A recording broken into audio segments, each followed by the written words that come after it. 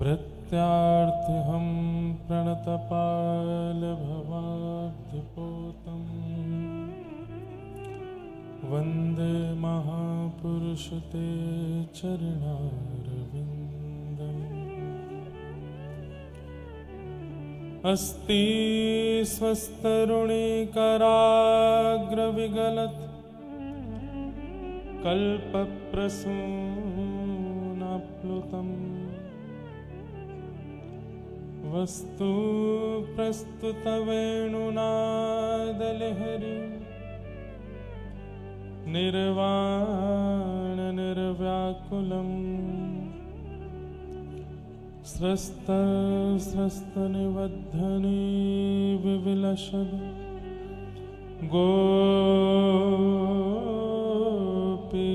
गोपीसहस्रावृतम् हस्तन्यस्तनतापवर्गमखिलो दारं किशोराकृते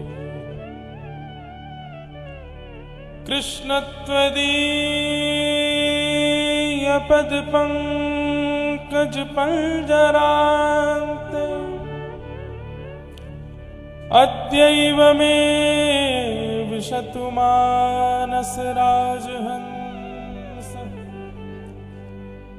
प्राणप्रयाण समये कफवातपित्तैः कंठावरोधन विधो स्मरणं कुतस्ते लक्ष्मीनाथ समारंभां नाथयामुनमध्यमाम् अस्मदाचार्यपर्यन्तां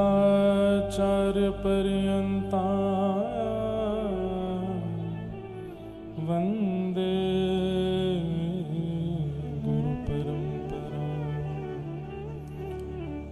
जय जय श्री राधारमण जय जय नवल किशोर जय गोपी चतचोर प्रभु जय जय माखन चोर।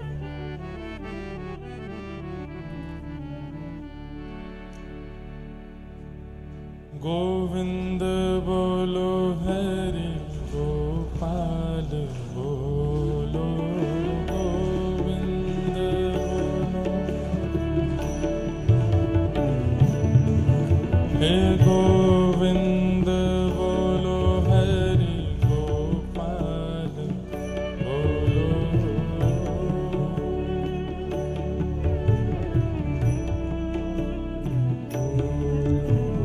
श्री राधारमण हरि गोविंद बोलो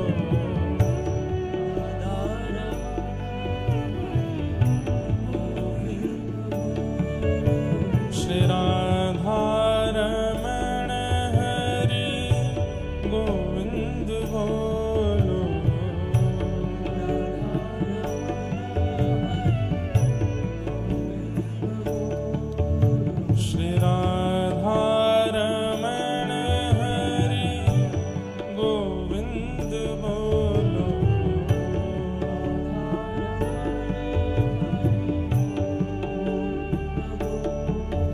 श्री राधारमण हरि गोविंद बोलो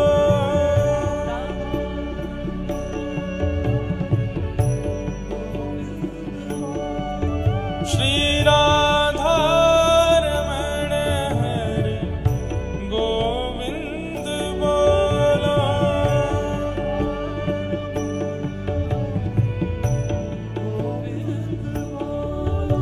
श्री राधारमण हरि गोविंद बोलो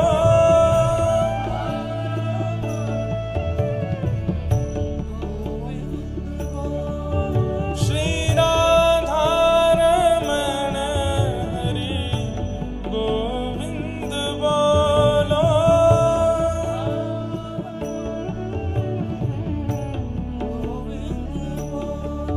श्री राधा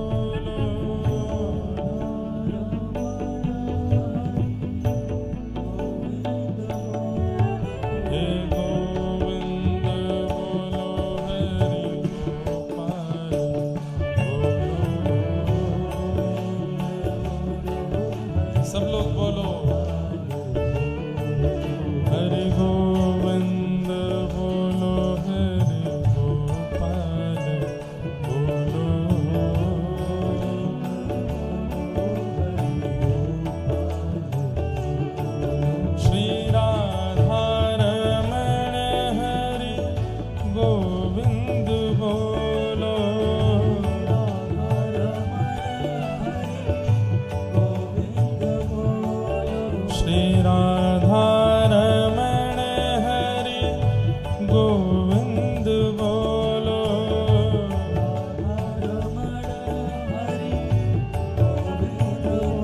श्री राधारमण हरि गोविंद बोलो।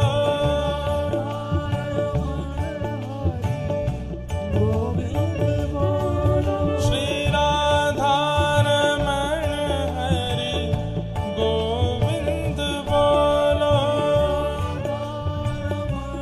हरि गोविंद बोलो, हरि गोपाल बोलो।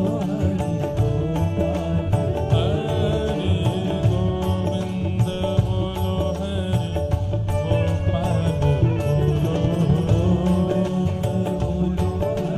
गोपाल बोलो। श्री राधारमण हरि गोविंद बोलो।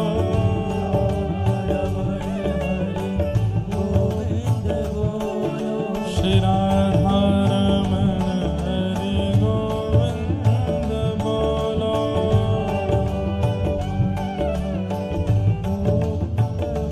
हरि गोविंद बोलो, गोपाल बोलो।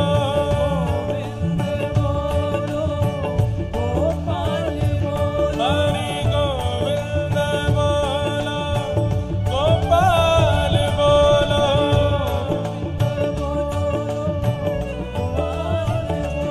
हरि गोविंद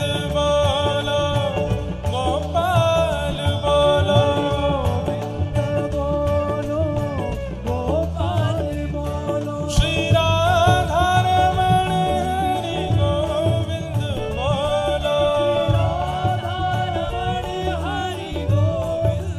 बोलो। हरि गोविंद बोलो, गोपाल बोलो। हे हरि गोविंद बोलो,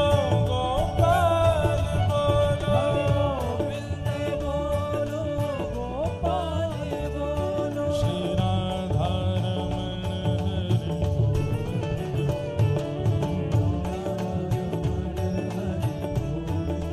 श्री राधारमण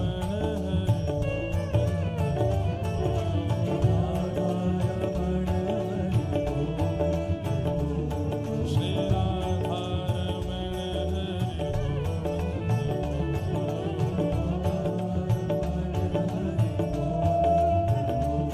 श्री राधारमण हरि गोविंद श्री राधारमण लाल की जय।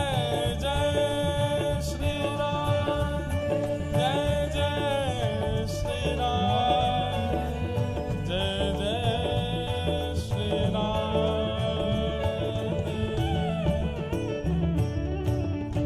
बोलो वृंदावन बिहारी लाल की, श्री राधारमण लाल की, श्री राधा वल्लभ लाल की।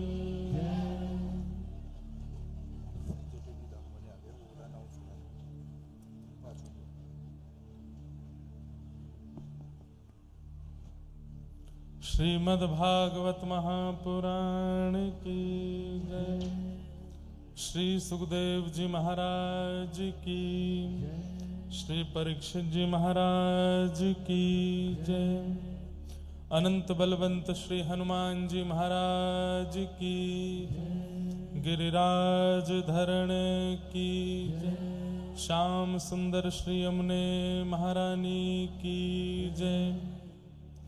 सब संतन की जय, सब भक्तन की जय, सब विप्रन की जय।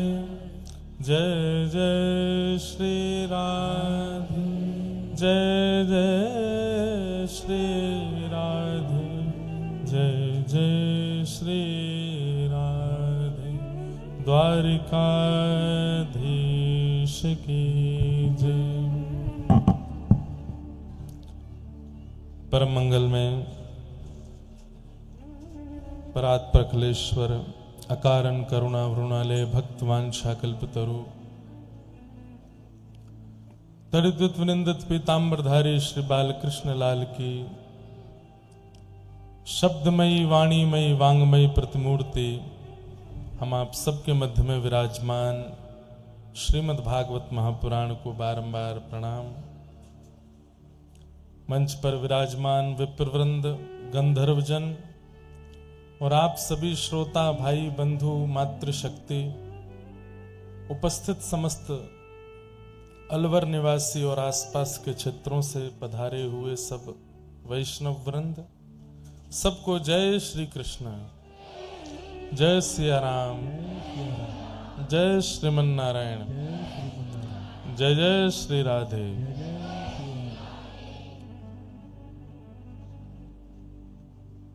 ठाकुर जी की बड़ी महती कृपा से हम आप सब लोग अलवर राजस्थान के पावन प्रांगण में भागवती वार्ता श्रवण कर रहे हैं, जिसका आज तृतीय दिवस यहां प्रारंभ है। हमारे शास्त्र आज्ञा करते हैं और आचार्य जन भी ऐसा कहते हैं,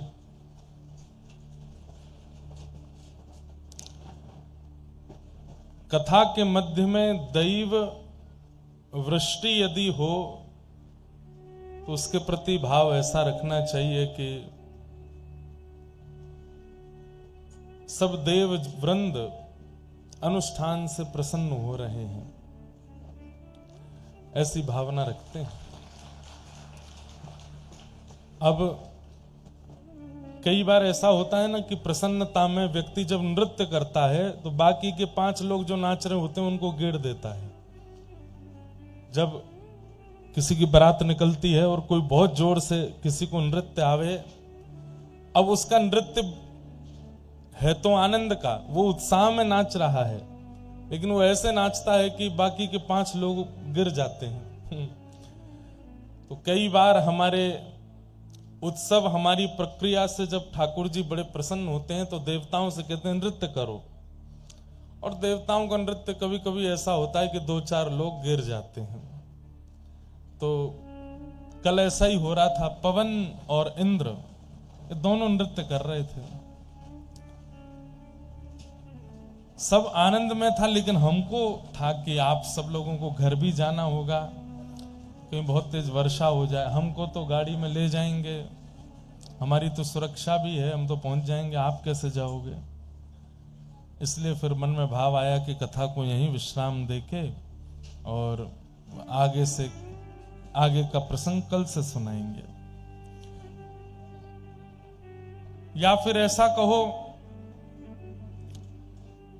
नववर्ष प्रारंभ कर रहे हैं हम लोग कथा के मध्य में, तो ठाकुर जी ने मन में विचार किया कि जैसे हमारे यहां प्रोक्षण किया जाता है, जल का छिड़काव करते हैं तो पवित्र हो जाता है। अपवित्र पवित्रो वा सर्वावस्थांगतो पिवा स्मरेत पुंडरी काक्षम सवायाभ्यंतर शुचि।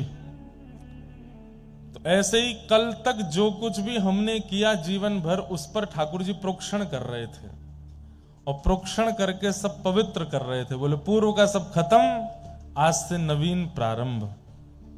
तो आज नववर्ष है, हम समस्त सनातनियों का, समस्त हिंदुओं का आज नववर्ष है। उस नववर्ष पर ठाकुर जी ने कल प्रोक्षण किया, पूर्व के समस्त पापों को नष्ट करके नवीन बना करके आज से हमारा नववर्ष प्रारंभ कराया है, ऐसी भावना है। देखो एक बात समझने की है भैया, 1 मिनट, वो दोनों चल रहे हैं क्या, वो आगे जो रखे हैं? हाँ, तो वैष्णव का स्वरूप ऐसा होता है, भक्ति मार्ग पर चलने वाले का स्वरूप ऐसा होता है, वो हर परिस्थिति में सकारात्मक ही सोचता है। ये बात बिल्कुल सत्य, और सकारात्मक ही होता है सब कुछ, नकारात्मक कुछ भी नहीं होता हमारे साथ में। हमारी सोच नकारात्मक हो जाती है और सब नकारात्मक होता चला जाता है। व्यक्ति यदि सोच ले कि ये अच्छा ही हुआ है और उसमें अच्छा ही ढूंढने लगे तो अच्छा ही मिल भी जाती है। नामदेव जी महाराज एक गुफा में जाके बैठ गए तो किसी राह चलते हुए ने कह दिया, महाराज जी इस गुफा में मत बैठो। बोले क्यों? बोले इसमें भूत प्रेत रहते हैं। नामदेव जी बोले देखेंगे। नाम जप करने लगे, तभी क्या देखते हैं, एक चूहा सामने आ गया। जैसी पलक झपक के दोबारा देखा तो वो चूहा बिल्ली बन गया। फिर पलक झपक के देखा तो वो कुत्ता बन गया। फिर पलक झपक के देखा तो हाथी बन गया। फिर पलक झपक के देखा सांप बन गया। फिर पलक झपक के देखा कुछ और बन गया। प्रेत था, बार बार रूप बदल रहा था।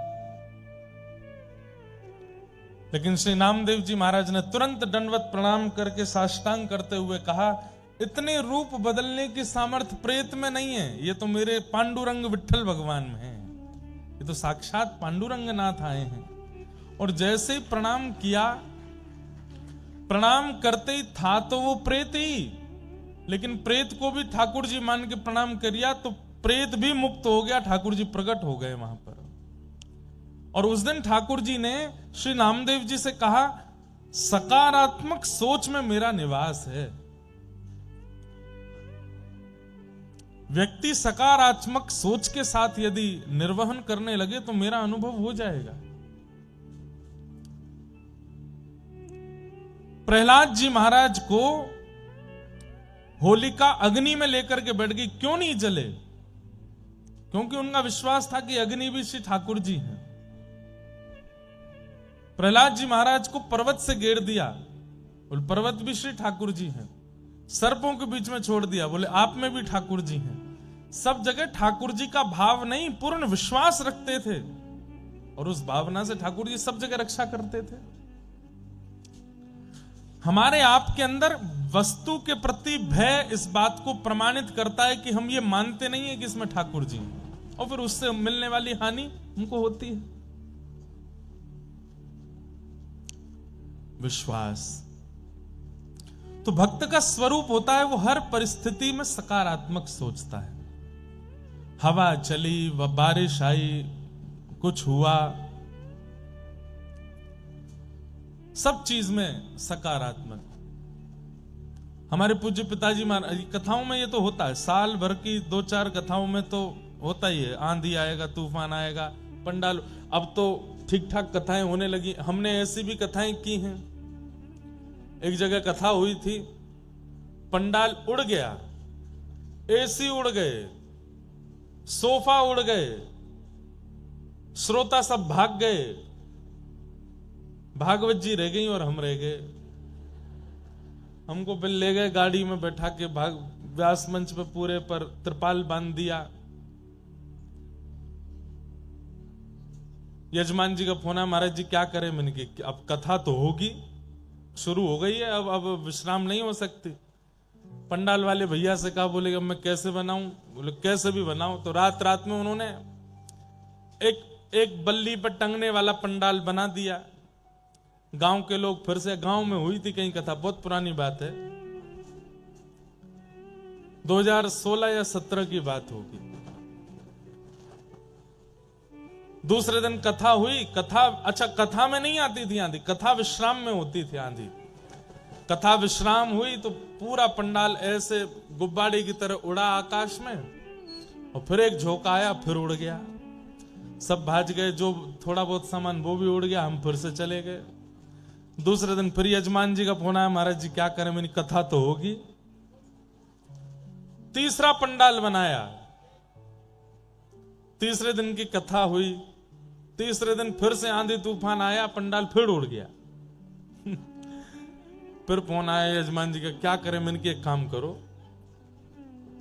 अब पंडाल मत बनवाओ। जहां हम कथा कर रहे थे वहीं सामने एक मंदिर था हनुमान जी का, वहां बाल हनुमान जी थे, छोटे हनुमान जी।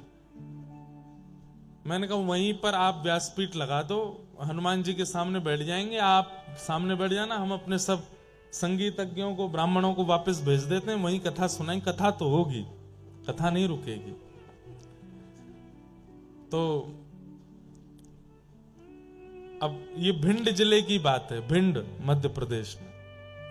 वहां पे ददरौआ सरकार एक डॉक्टर हनुमान जी भी हैं, वहां पे भी मैंने कथा की है। तो मैं जहां रुका था वहां से डॉक्टर हनुमान ज्यादा दूर नहीं थे। उस दिन महाराज जी का निमंत्रण था कि आप आइए प्रसाद पाने, तो मैं प्रसाद पाने गया। महाराज जी बोले सब ठीक। मैंने कहा महाराज जी क्या ठीक, इतने परेशान हो गए, रोज आंधी आती है पंडाल उड़ जाता है, 3 दिन हो गए। तो महाराज जी बोले बाल हनुमान जी हैं वहां पे, खेल रहे हैं आपके साथ में। मैंने कहा तो अब क्या करें? बोले यहाँ बड़े हनुमान जी हैं, इनसे प्रार्थना करके जाओ। तो फिर हमने डॉक्टर हनुमान जी से प्रार्थना की कि देख लो हमको कथा नहीं करने दे रहे हैं, रोज पंडाल उड़ा देते हैं, आप आके कुछ करो।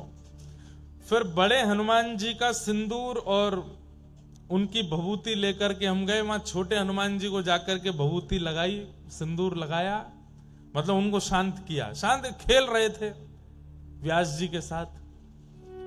और फिर चौथी बार पंडाल बना, फिर नहीं उड़ा। चौथी बार भी उड़ा। कब उड़ा? जब कथा विश्राम हो गई फिर उड़ गया।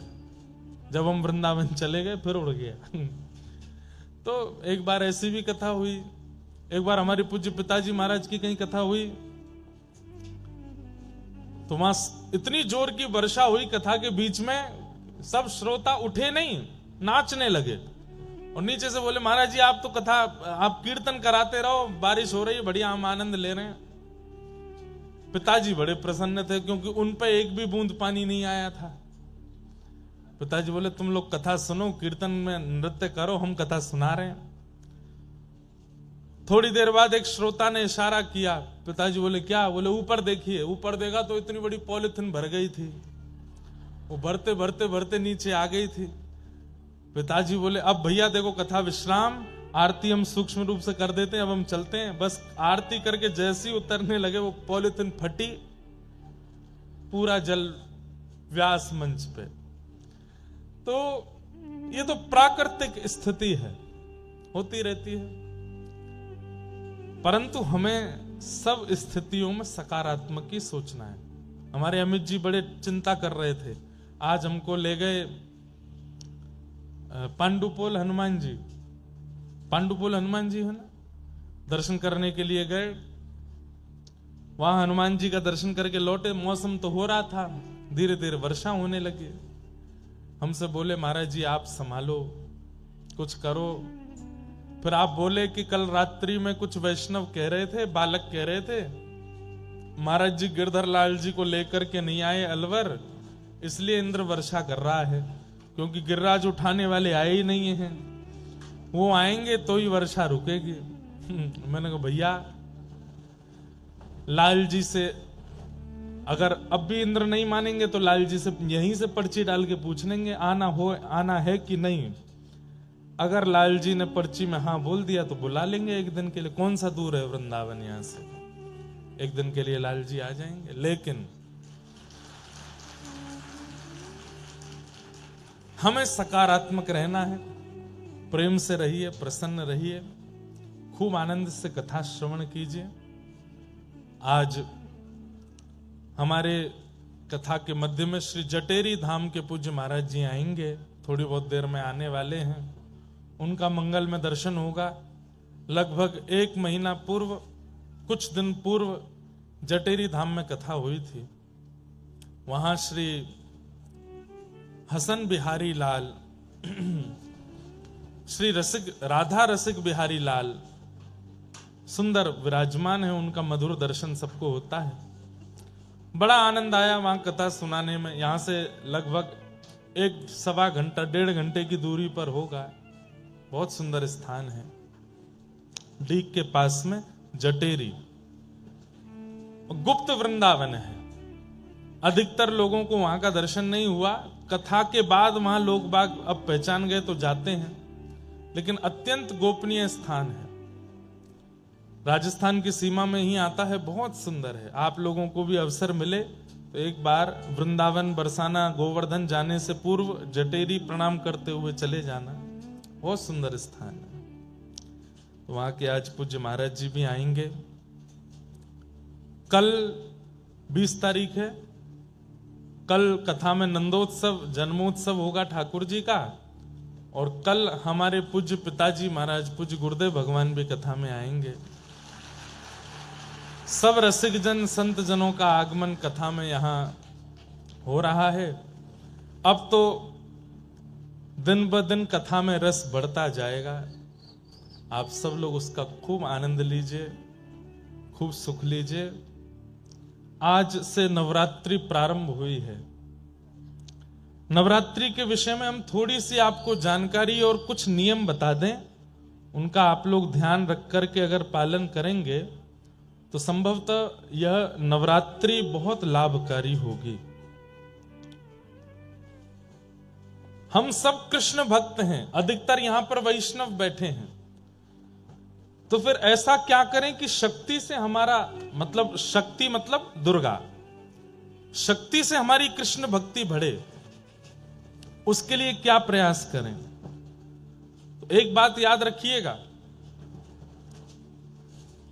गोपियों ने भी रास विहार करने से 1 वर्ष पूर्व कात्यायनी की उपासना की थी और कात्यायनी ने ही कृपा करके श्री कृष्ण को प्रदान किया।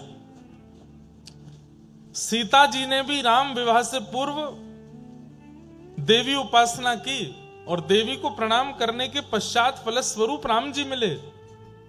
रुक्मणी जी ने भी कृष्ण विवाह से पूर्व शक्ति को प्रणाम किया और शक्ति की कृपा से ही श्री कृष्ण प्राप्त हुए। इससे यह बात सिद्ध होती है कि कृष्ण प्राप्ति जिन्हें भी करनी है उन्हें पूर्व प्रणाम शक्ति को करना पड़ेगा, देवी को करना पड़ेगा। तो चाहे मैं हूं, चाहे आप हूं, चाहे यहां विराजमान सब हैं, पंचदेव आपके जीवन में होने चाहिए। पहले सूर्य, उनको प्रणाम करो नित्य। बहुत छोटे छोटे से नियम हैं। रोज सुबह उठते ही स्नान करते ही कुछ मत करिए, बस हाथ जोड़ करके सूर्य प्रणाम। वैसे तो सूर्य को अर्घ बहुत प्रिय है, अगर हो सके तो तुरंत अक्षत चावल और कुछ रोली मिला करके थोड़ा सुगंधित जल करके सूर्य नारायण भगवान को अर्घ प्रदान करो। इतना भी समय नहीं, सामान्य जल से अर्घ प्रदान करो। और अर्घ भी नहीं दे सकते तो कम से कम सूर्य नारायण भगवान की ओर देख करके प्रणाम करो, दंडवत कर लो रोज, सूर्य प्रणाम। दूसरा, गणपति प्रणाम, श्री गणेश जी को प्रणाम करो। मंदिर दिख जाए तो बहुत अच्छी बात, नहीं दिखता है तो नेत्र बंद करके गणेश जी का स्मरण करके प्रणाम कर लो। तीसरा, शिव प्रणाम, महादेव को प्रणाम करो। चौथा, नारायण को प्रणाम करो, शंख चक्र गदा पद्मधारी श्रीमन नारायण। और पांचवा, शक्ति को प्रणाम करो, दुर्गा को प्रणाम करो। ये 5 प्रणाम रोज करने वाले व्यक्ति का कभी अनित नहीं हो सकता। ये 5 प्रणाम नित्य करने चाहिए। जय हो। श्यामा प्यारी कुंज बिहारी, जय जय श्री हरिदास दुलारी।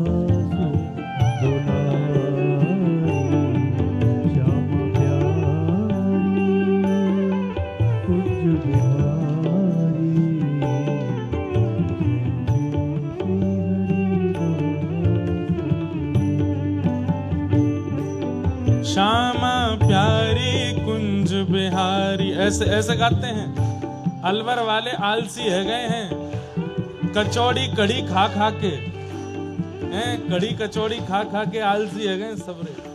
करताल में भैया विराज जाओ श्यामा प्यारी कुंज बिहारी जय जय श्री हरिदास दुलारी।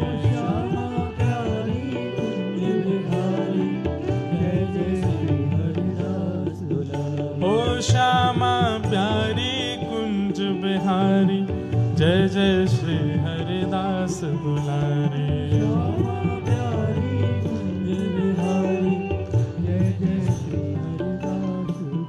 ओ श्यामा प्यारी कुंज बिहारी जय जय श्री हरिदास दुलारी।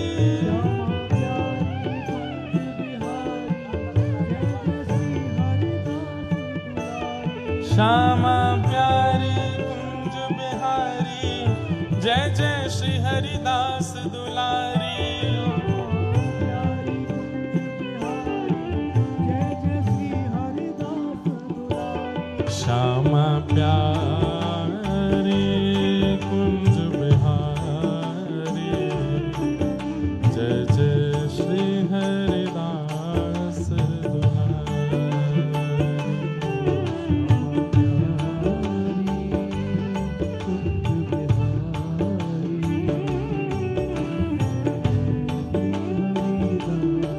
बोलो वृंदावन बिहारी लाल की। कुछ दिन पूर्व जिस रस का प्रवाह आपके पास के क्षेत्र में चल रहा था, ऐसे श्री जटेरी धाम के पूज्य महाराज जी हम आप सबके मध्य में आज पधारे हैं। सब अलवर वासियों की ओर से पूज्य महाराज जी को बारंबार प्रणाम, और आप सब भी करतल ध्वनि के साथ महाराज जी को प्रणाम कर लो। अद्भुत कृपा आप सब अलवर वासियों पर, डीग वासियों पर और राजस्थान के इस व्रज स्पर्शीय क्षेत्र पर हुई है। कुछ वर्ष पूर्व ही श्री वृंदावन की हरिदासी परंपरा के इस सुंदर स्थान का पुनरुत्थान हो रहा है, जहां कुछ दिन पहले कथा चल रही थी। तो हमने आप सबसे निवेदन किया है, वृंदावन जाते समय, गिरिराज जी जाते समय, बरसाना जाते समय, व्रज की यात्रा करते समय या व्रज से वापस लौटते समय जटेरी जरूर प्रणाम करने जाइयो हमारे कहे से। और हम तो एक बात निवेदन कर दें कि वृंदावन जाने के लिए संभवतः पूरे दिन की आवश्यकता होती है। आप लोगों को तो पूरा दिन ही चाहिए, सुबह जल्दी जल्दी जाओगे, दर्शन वर्शन करके फिर रात तक आ पाओगे। पूरे दिन का अवकाश यदि नहीं है, 2-4 घंटे का ही अवकाश है, तो आपके लिए वृंदावन जटेरी में प्रकट है। आप वहीं चले जाओ, वहां जाकर के सुख ले आओ। अब हम कोई बहुत बड़ी बात तो नहीं कह रहे हैं, लेकिन वृंदावन वासी को, सब लोग यहां देखो, ध्यान से सुनो, वृंदावन वासी को वैकुंठ भी ना सुहावे, वृंदावन में रहवे वारे को वैकुंठ भी ना भावे। लेकिन ऐसे वृंदावन वासीन को भी अगर कोई स्थान भा रहे है, तो समझो वह जगह पे अप्रकट रूप से वृंदावन सूक्ष्म रूप से प्रकट है चुको है।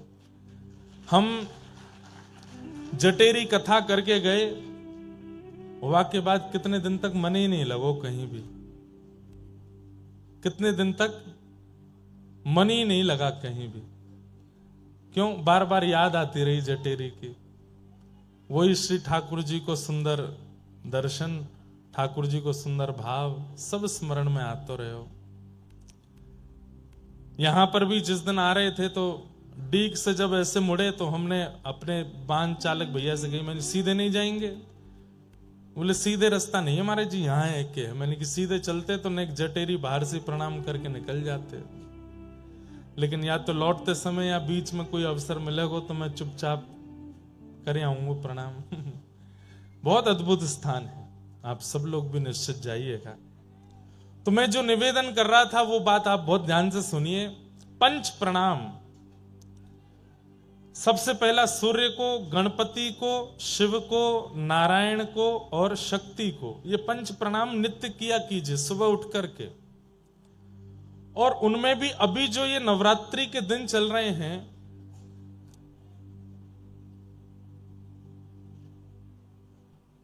365 दिन में भजन करके, भक्ति करके, साधन करके, नियम करके जिस भाव को आप प्राप्त नहीं कर पाते हैं, वो इन विशेष रात्रियों में प्राप्त हो जाते हैं।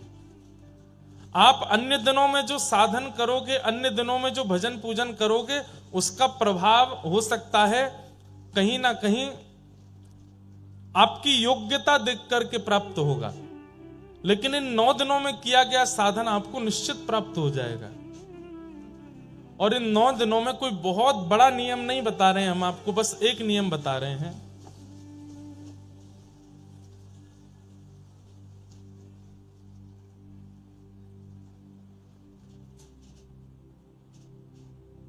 जय जय गिरिवर राज किशोरी, जय महेश मुख चंद्र चकोरी, जय गजवदन षडानन माता, जगत जननी दामिनी युति गाता। नहीं तब आदि मध्य अवसाना, अमित प्रभाव वेद नहीं जाना। भव भव विभव पराभव कारिणी, विश्व विमोहिनी स्ववस बिहारी। बस ये पंक्तियां गौरी स्तुति की रोज गानी है 9 दिन तक। सुबह नहीं गा पाए हो तो आज रात्रि को स्नान करके बैठ करके आसन पर और श्री कात्यायनी पूजन कर रहे हो, इस भाव से इन श्लोकों का गान करना है। और पाना क्या चाहिए? क्या? श्री कृष्ण हमको और प्रिय हो जाए। हे मैया ऐसी कृपा कर दो, हमारी भक्ति में और वर्धन हो जाए, हमारा भजन और बढ़े। वजन नहीं, भजन, भजन और बढ़ जाए।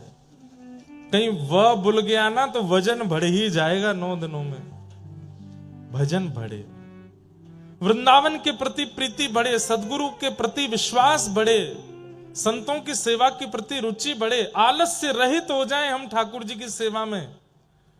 और अंत में कह देना, यदि मैं योग्य हूं तो इस जन्म में श्री प्रिया प्रियतम का नित्य विहार दिख जाए। 9 दिन करके देख लीजिए, क्या पता श्री जानकी जी की कृपा, किशोरी जी की कृपा, जगदम्बा की कृपा इन 9 दिनों में हो जाए और श्री प्रिया प्रियतम हमें प्राप्त। और इसमें संशय मत कीजिए, ये विश्वास के साथ कीजिए कि होगा ही होगा। क्यों? क्योंकि इन्होंने ही गोपियों को मिलाया है ठाकुर जी से, इन्होंने ही रुक्मणी जी को मिलाया ठाकुर जी से, इन्होंने ही सीता जी को मिलाया राम जी से। हमें नहीं मिलाएंगे? निश्चित मिलाएंगे। तो 9 दिन ये गौरी स्तुति की 4 पंक्तियां हैं, इनको रोज करना और कुछ मत करिए पूरे दिन। हम तो चकाचक दाल बाटी खा के आए हैं आज हनुमान जी के पास जाके। कोई हमसे बोला महाराज जी नवरात्रि का आज व्रत है। मैंने कि देखो, अगर तुमको लगता है कि ये अन्न है तो मत खाओ, और लगता है कि हनुमान जी का प्रसाद है तो फिर छोड़ना मत। प्रसाद छोड़ोगे तो अपराध लगेगा और अन्न खाओगे तो पाप लगेगा। अब सोच लो क्या करना है। हमारी बढ़िया रीति है।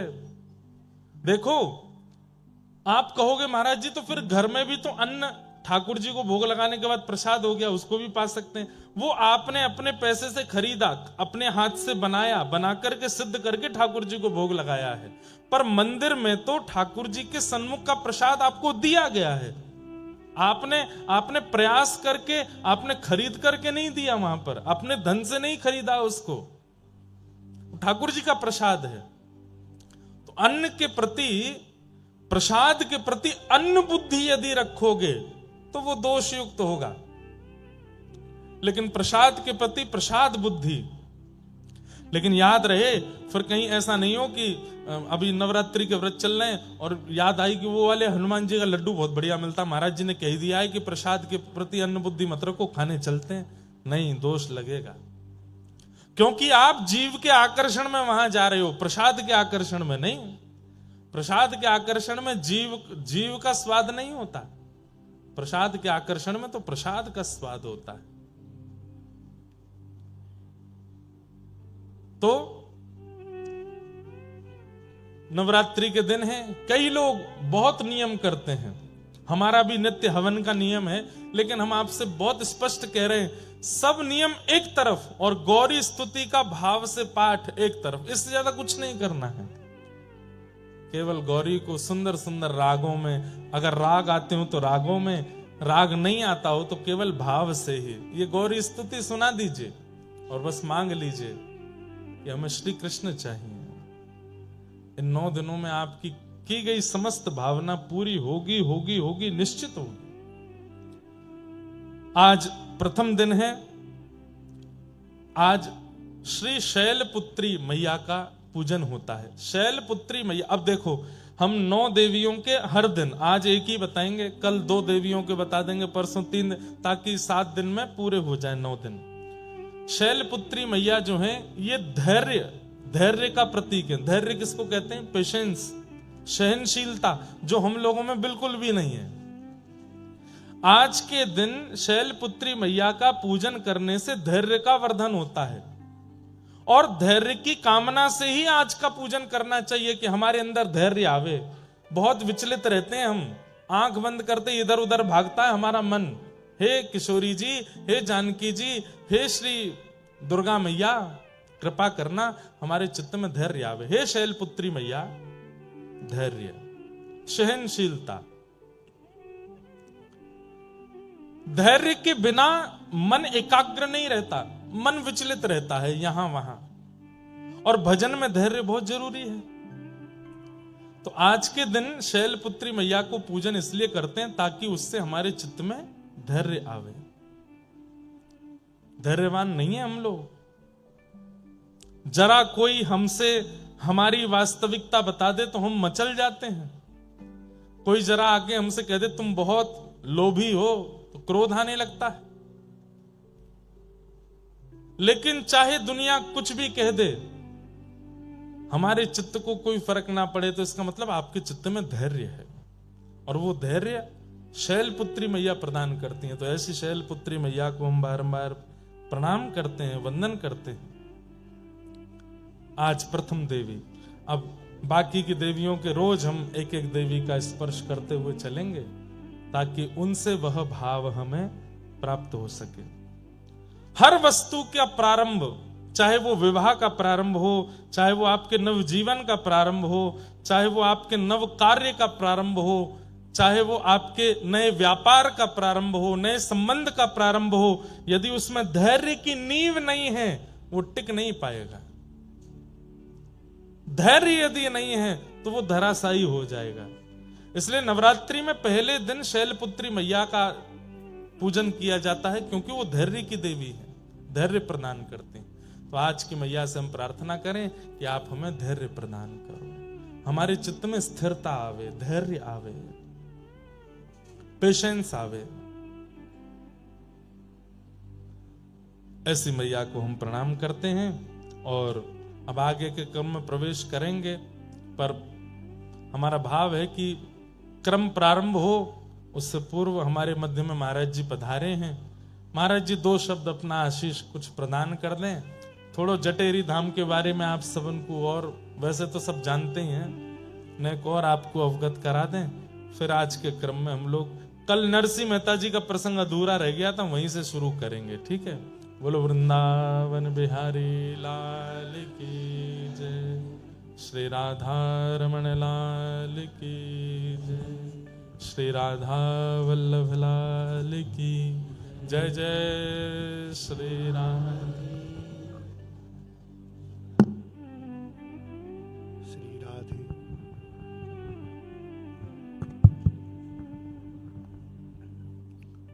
श्रीमन्नित्य निकुंज विहारिणे नमः।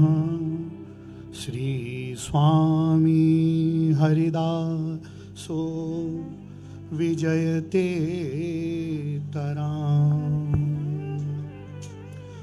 वंदे श्री हरिदास पाद कमलम संसर्ग तापापहम।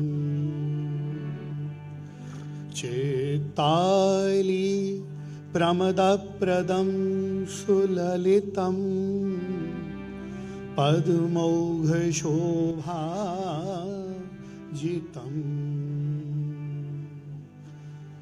तत्रत्यै मणितन्तुभिः सुखकरं सेव्यं सदा हंसकैः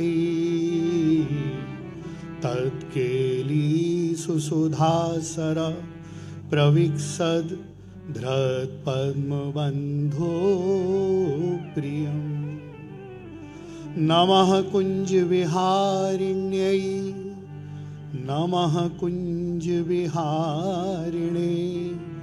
नमः श्रीहरिदासाय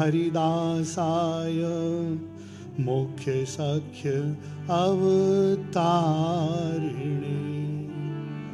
श्री वृंदावन बिहारी लाल की, श्री राधा कुंज बिहारी लाल की, श्री स्वामी जू महाराज की, सब संतन की, सब भक्तन की, श्री व्यास जी महाराज की, श्री परीक्षित जी महाराज की, समस्त वैष्णवन की, सब भक्तन की, श्री यमुना महारानी की, आज के नव संवत्सर पावन दिवस की, श्रीमद् भागवत कथा की, सब श्रोता भक्ता सभी संतन की जय जय श्री राम।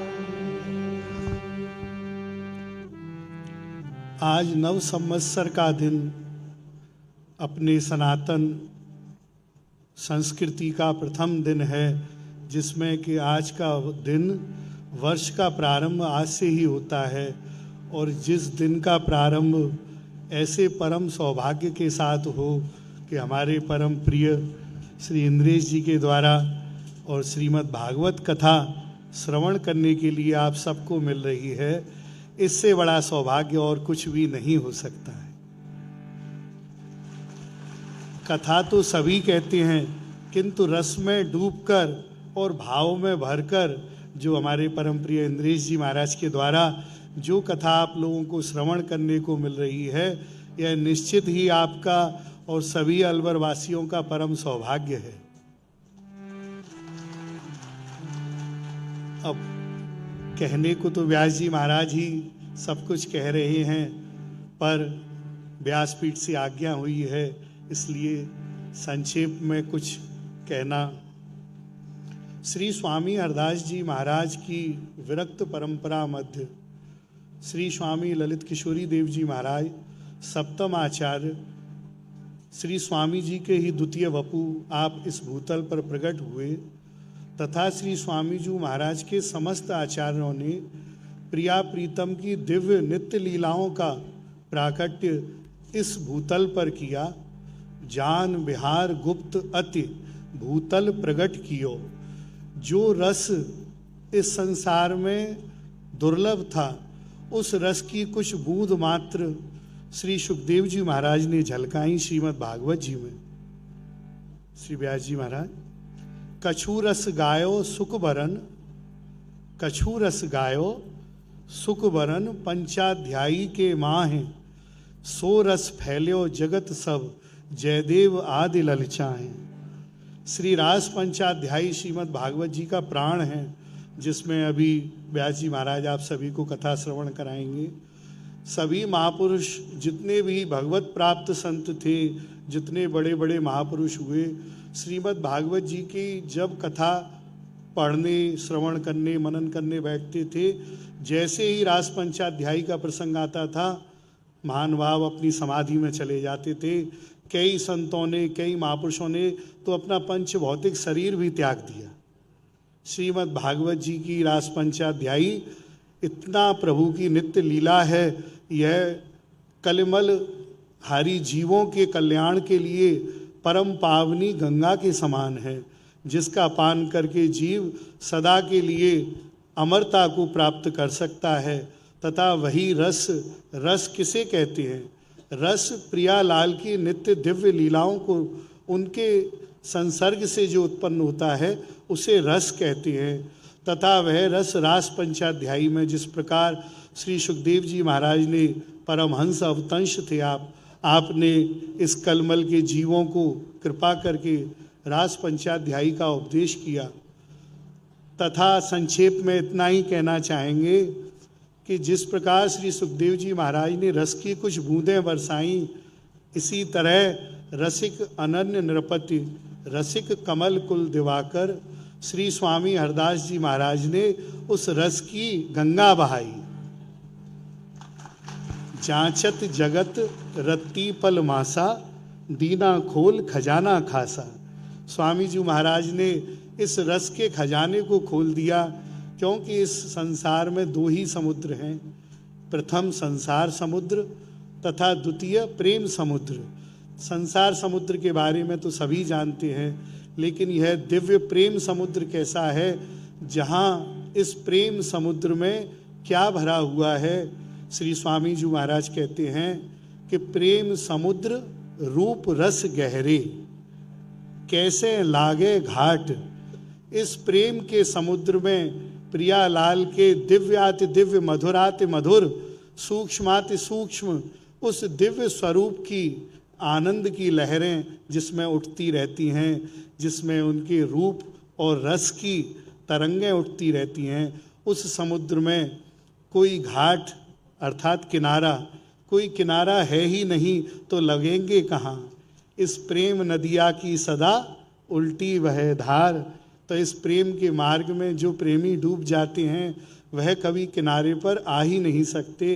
अतः ऐसे दिव्याति दिव्य अजन्मा नित्य किशोर की उपासना को प्रकट करने वाले रसिक सिरमौर श्री स्वामी जी महाराज, जिन्होंने इस भूतल पर इस दिव्य उपासना को प्रकट किया, जिनका जीवन तन मन प्राण सर्वस्व प्रियालाल ही थे, और आपके शिष्य परकर जितने भी आचार्य चरण हुए सबकी गुरु निष्ठा इतनी प्रबल थी। कल व्यास जी महाराज ने बहुत ही सुंदर कथा सुनाई, अभी रास्ते में श्रवण की।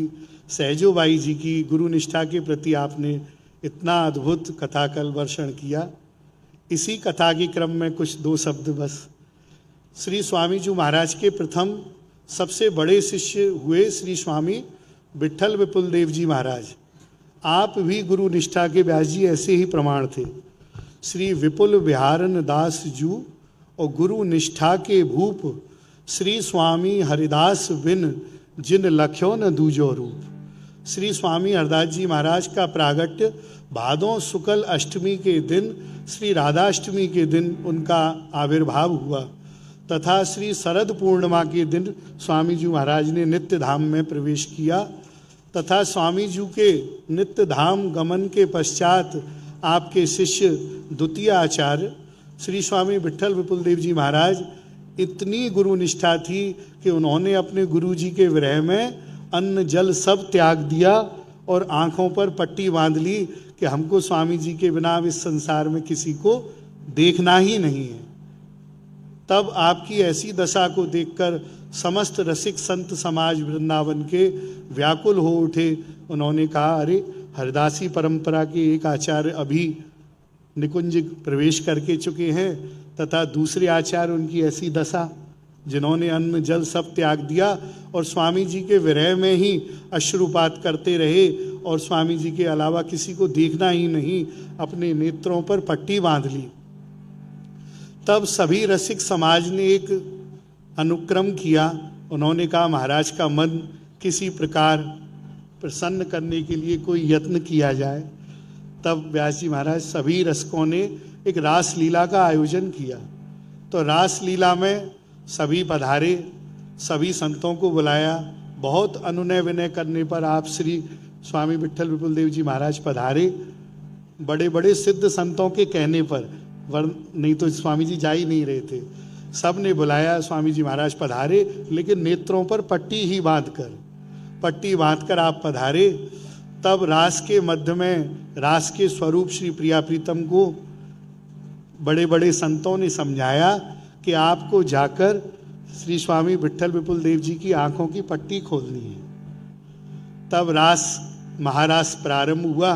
महाराज की लीला अनुकरण होते होते उन्हीं लीला स्वरूपों में ठाकुर जी का स्वरूप जो श्री बिहारी जी बने थे, वह नृत्य करते करते स्वामी जी के पास गए और उनसे बोले, विट्ठल विपुल देव जी आँख खोलो। उन्होंने कहा, आप कौन हैं? उन्होंने कहा, हम नंद नंदन यशोदा नंदन श्री कृष्ण भगवान हैं। बोले, आपके पास स्वामी जी हैं? जैसे सहजोबाई जी ने अपने गुरु जी के लिए कहा था। स्वामी जी ने पूछा, हमारे स्वामी हरदास जी महाराज हैं आपके पास? तब ठाकुर जी सक पका गए, संकोच बस। बोले, स्वामी जी तो नहीं है। तब स्वामी जी विट्ठल बलदेव जी महाराज बोले, तो फिर महाराज हम आपको अब नहीं देखेंगे। यदि गुरु नहीं तो गोविंद भी नहीं, अपने गुरु के बिना हम गोविंद को क्या निहारें। तब ठाकुर जी के स्वरूप आगे चले गए। उन्होंने जाकर श्री प्रियाजू के स्वरूप से कहा कि स्वामिनी जी अब तो यह आपकी ही मान सकते हैं, हमारी प्रार्थना इन्होंने स्वीकार नहीं की, अतः आप ही जाइए, आप ही इनके नेत्रों की पट्टी को खोल सकती हैं। तब ऐसा कहते ही रास के मध्य बोल लियो, विपुला बिठुला विपुला बिठुला। उसी रास में होते होते जब स्वामिनी जी प्रियाजू जब नृत्य करते करते विट्ठल विपुल देव जी महाराज के पास पहुंची, उन्होंने कुछ नहीं कहा, उन्होंने केवल आचार्य चरणों का हाथ पकड़ा।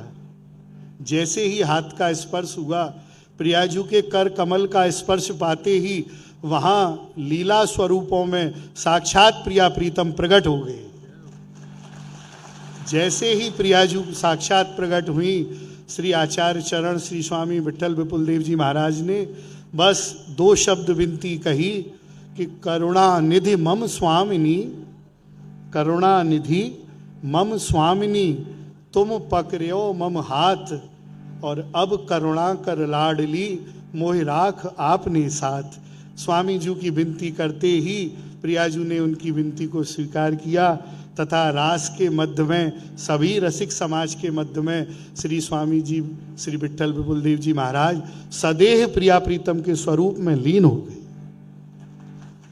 ऐसे ही आचार्य चरणों की कृपा आज वर्तमान समय में श्री गंधमादन पर्वत की पावन तलहटी, एक तरफ नरनारायण पर्वत के मध्य में श्री जटेरी धाम ठाकुर जी ने प्रकट किया है। धाम तो काफ़ी प्राचीन है, पर स्वामी जी के संतों की कृपा हुई, बाबा आनंदनाथ जी की कृपा हुई, ठाकुर जी दास को कहीं से श्री वृंदावन धाम से लेकर आए तथा इस राजस्थान की पावन धरती पर श्री वृंदावन धाम ही श्री जटेरी धाम में प्रकट हुआ है। यह सब कहने से नहीं, स्वयं अनुभव से ही पता चलेगा। अतः जो ठाकुर जी के दर्शन श्री वृंदावन में होंगे, वही श्री जटेरी धाम में आज बड़ों की कृपा से हो रहे हैं।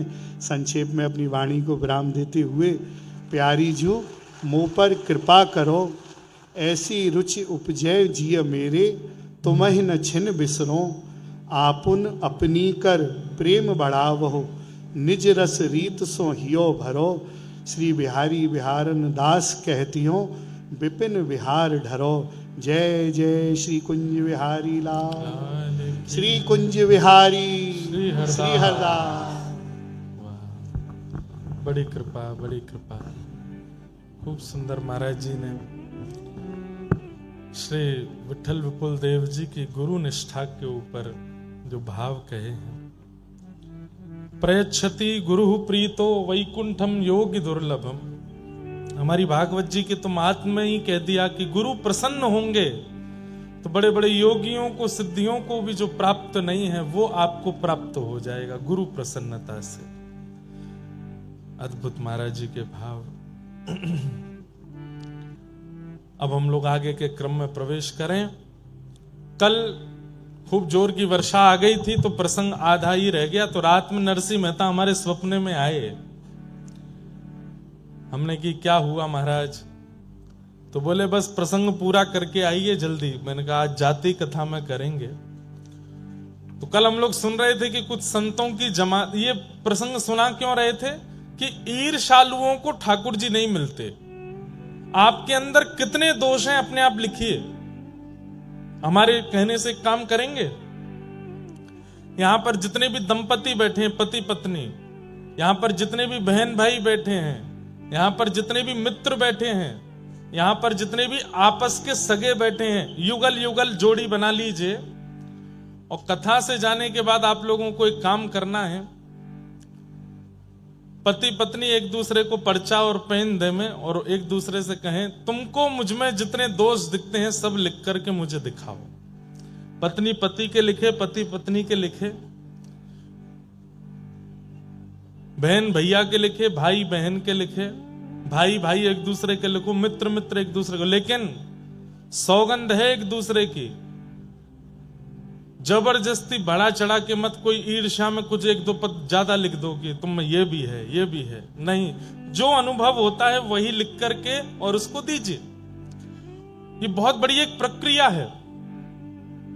और आपस में देख करके फिर अनुभव कीजिएगा, आपके शायद नेत्र खुल जाएंगे। कई ऐसे दोष होंगे जो आपको लगता ही नहीं है कि आपके अंदर है, लेकिन सामने वालों को वो दिखते हैं और वो दोष आपको पता चलेगा। उन समस्त दोषों को ठाकुर जी के हवाले कर देना, क्योंकि सब दोषों के साथ ठाकुर जी मिल जाएंगे। अगर एक दोष उनमें है तो ठाकुर जी के मिलन में बाधा आ सकती है, और वो दोष क्या है? ईर्ष्या।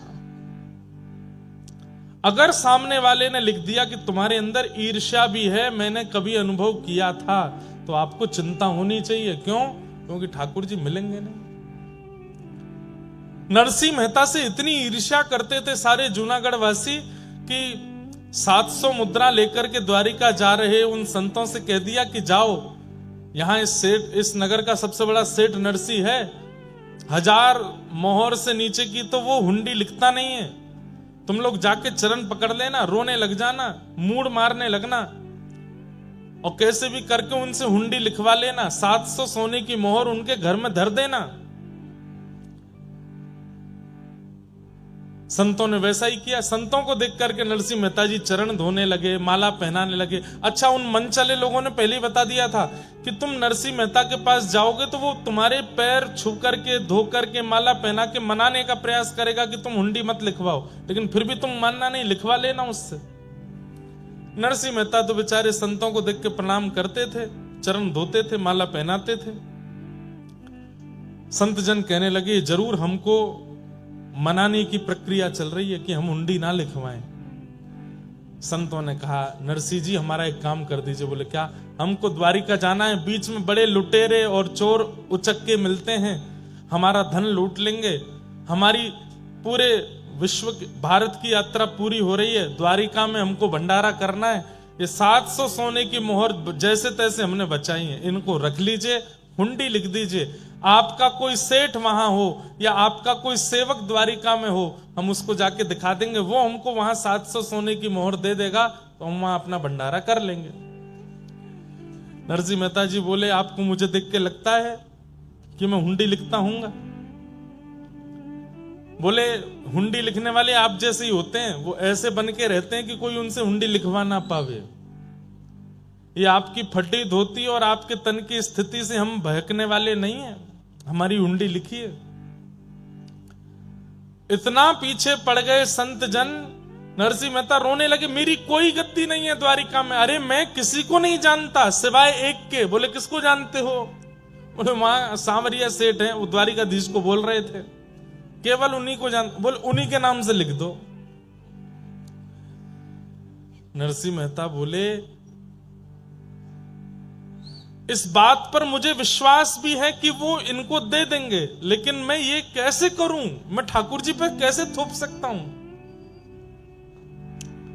और रही बात, हुंडी तब लिखी जाती है जब आप किसी से धन ले लो और सामने जिसके नाम पर हुंडी लिखी उसको देने की तुम में सामर्थ्य हो। मैं ठाकुर जी को कैसे दूंगा? तब नरसिंह मेहता के मन में एक विश्वास जगा। बोले संत जन तो मान नहीं रहे, तो 700 सोने की मोहर लेके तुरंत पूरे जूनागढ़ के ब्राह्मण, विप्र और संतों को बुला के भंडारा कर दिया, दक्षिणा बांट दी, भंडारा कर दिया, सब संतों को खिला दिया। और एक पत्र लेकर के नरसिंह मेहता जी ने लिखा, हे नाथ, आपके नाम पर मैं इनकी हुंडी लिख रहा हूं, 700 सोने की मोहर मैंने लेकर के आपके नाम से हुंडी लिख दी है, कृपा कर द्वारिका जब ये लोग पहुंचे तो मेरी लाज रखना, इनको 700 सोने की मोहर दे देना। रही बात मैंने आपको 700 मोहर दी नहीं तो फिर आप इनको कैसे दोगे? लेकिन मैं दे चुका हूं। कैसे? बोले संतों के, ब्राह्मणों के हृदय में आप रहते हो, 700 सोने की मोहर का भंडारा करके मैंने आपको दे दिया है, इसलिए आप इनको दे दीजिएगा। संतों को पवा दिया मतलब ठाकुर जी तक पहुंच गया। बंधुओं, ठाकुर जी के संग कोई प्रक्रिया करने की इच्छा हो और ठाकुर जी नहीं मिल रहे हो तो किसी साधु, किसी महात्मा, किसी भक्त, किसी वैष्णव के साथ वो प्रक्रिया कर लो। प्रक्रिया के रूप में भोजन पवा दो, प्रक्रिया के रूप में उनको सुंदर वस्त्र दे दो, प्रक्रिया के रूप में उनका श्रृंगार कर दो, तिलक चंदन लगा दो, प्रक्रिया के रूप में उन्हें दक्षिणा दे दो, प्रक्रिया के रूप में इत्र लगा के सुगंधित कर दो, प्रक्रिया के रूप में माला पहना दो। कुछ बना के पवाने की इच्छा ठाकुर जी को है, संतों को पवा दो, क्योंकि संत सीधी डिलीवरी कराते हैं। ठाकुर जी भगवान का ब्लिंकेट है संत जन। ठाकुर जी के पोस्टमैन हैं सारे संत जन, भक्त जन, वैष्णव जन। जो ठाकुर जी को देना हो इनको दे दो, सब पहुंच जाता है वहां पे। पूज्य मलुकपीठ वाले महाराज जी एक बार कथा में बता रहे थे सत्य घटना। बिहार के एक पंडित जी ने एक सेठ जी से जाके कहा कि हमको जगन्नाथपुरी जाना है, दान दक्षिणा कुछ है नहीं हमारे पास रास्ते के लिए, आप हमें कुछ दे दो। तो सेठ जी ने उनको 100 रुपया दे दिया, बहुत होता था 100 रुपया। और महात्मा जी से कह दिया कि ये 11 रुपए तो आपके आने जाने में खर्च होंगे, 5-6 रुपए में आपको प्रसाद वरसाद हो जाएगा, बाकी का जो बचेगा लगभग 80 रुपया ये श्री जगन्नाथ जी के मंदिर में चढ़ा देना हमारी तरफ से। तो ठीक है। महात्मा गए, जगन्नाथपुरी पहुंच करके उन्होंने खूब सुंदर सेवा करी, संत जनों को खूब प्रसाद पवाया, प्रसाद पवा के भंडारा आदि करा करके अंत में 11 रुपया बचा, 11 रुपया मंदिर में चढ़ा दिया। अब सेठ जी बोले मैं सेठ जी को जाके बता दूंगा कि भाई हम 80 तो नहीं चढ़ा पाए, 11 बचे तो 11 चढ़ा दिए। सेठ जी से जाकर के कहा कि देखो सेठ जी, हमने वहां भंडारा आदि किया तो खर्चा बहुत ज्यादा हो गया, आपने 80 रुपए के लिए कहा था, इतने की टिकट बनी, इतने का प्रसाद हुआ, इतने का हमने भंडारा कर दिया, 11 रुपया बचा था वो हमने महाप्रभु जगन्नाथ जी को अर्पित कर दिया। 100 में से 11 गए, कितने बचे? 100 में से 11 गए, कितने बचे? 89। सब कुछ संतों की सेवा में लगा दिया, 11 रुपए मंदिर में चढ़ा। तो सेठ जी के मन में आया मैंने 80 के लिए बोला था, इन्होंने 11 ही क्यों चढ़ाए, चलो कोई बात नहीं 11 चढ़ गए तो अच्छा है। ये सोच करके सेठ जी जब सोए तो रात्रि में महाप्रभु जगन्नाथ स्वप्न में आए और स्वप्न में आकर के बोले तुमने 100 रुपए देकर के एक संत को भेजा था? बोले हाँ, उसमें से 89 रुपए हमने रख लिए हैं, 11 हमने छोड़ दिए हैं। सेठ जी उठ करके बैठ गए, बोले कि संत तो बता रहे थे कि उन्होंने 11 रुपए चढ़ाए, ठाकुर जी कह रहे हैं मैंने इतने रुपए रख लिए। दूसरे दिन जाके जब संत से पूछा कि ये ऐसे स्वप्न में ठाकुर जी ने हमको बताया, तो संत के नेत्र सजल हो गए। बोले कि हमने जो मंदिर में जाके ठाकुर जी को चढ़ाया, ठाकुर जी ने वो स्वीकार नहीं किया, जो संत सेवा में लगाया वो ठाकुर जी ने स्वीकार किया। जो वैष्णव संत सेवा में हमने अर्पित किया उसको ठाकुर जी ने स्वीकार किया है। जो गोलक में जाके चढ़ा के आए, ठाकुर जी के आगे रख के आए, वो ठाकुर जी ने स्वीकार नहीं किए। इसका मतलब ये नहीं कि आप भी मत चढ़ाओ, चढ़ाओ, मंदिर की प्रशासन की व्यवस्था के लिए तो चढ़ाओ, लेकिन उससे ज्यादा साधु सेवा, संत सेवा, वैष्णव सेवा। तो नरसिंह मेहता जी ने भी वही किया, संतों को पवा दिया और कहा द्वारिकाधीश हमने 700 सोने की मोहर भेज दी आपके पास, अब मेरी लाज रखना। संतों को हुंडी देकर के भेज दिया लिख करके। संत जन द्वारिका पहुंचे, वहां जाके ढूंढने लगे सांवलिया सेठ कहां है, कहीं नहीं मिले। पूरी द्वारिका छान मारी, कोई सांवलिया सेठ नहीं।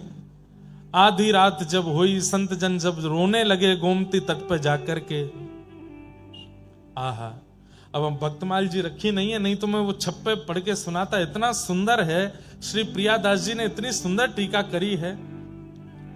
कैसी सुंदर पाग बांध करके, घुंघराले केश में श्री ठाकुर जी हाथ में छड़ी लेकर के, जूती पहन करके, श्रेष्ठ वस्त्र पहन करके, गले में सुंदर हार पहन के, हीरे दमकाते हुए अदब से चलते हुए आ रहे हैं। अरे भैया, हमारे सेठ श्री नरसिंह मेहता जी ने किसी को हुंडी लेकर के भेजा है क्या?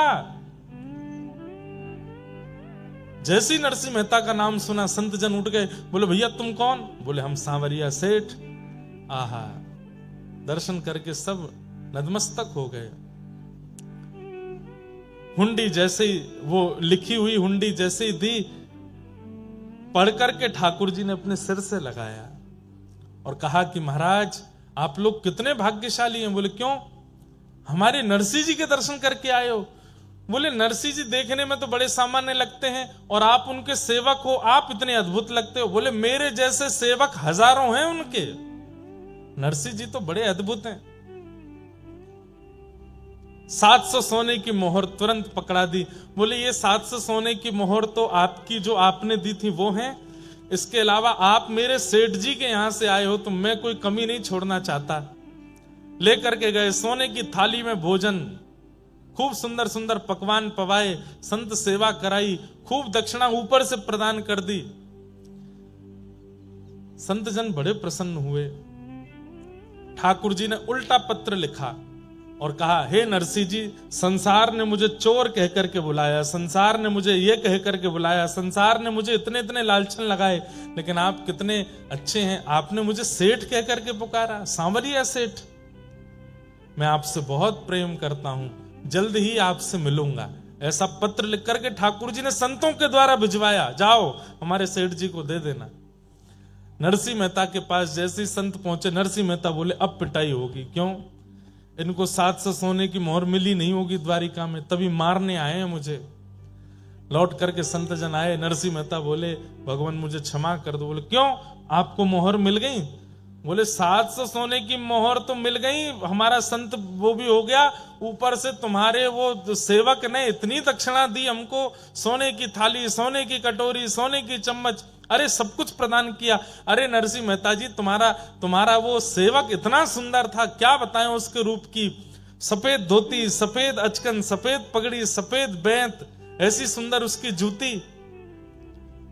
नेत्र तो कहते ही बनते हैं, कमल जैसे नेत्र थे। आहा, जब बोलता था तो ऐसा लगता था जैसे मानो पुष्प बरस रहे हों। एक बार उसने हमारा स्पर्श भी किया था, क्या बताएं, उसका स्पर्श पाके तो हम धन्य हो गए। अरे नरसिंह जी, कैसा सुंदर सेवक है आपका, हमको ऐसा सेवक मिलता तो हम तो अपने पास ही रखते, अपने से दूर जाने ही नहीं देते। नरसिंह जी बोले पता नहीं किसकी बात कर रहे हैं, समझ में तो आ रहा था ठाकुर जी ने कुछ तो लीला करी होगी। अच्छा, तुम्हारे सेवक ने ये पत्र लिख करके भेजा।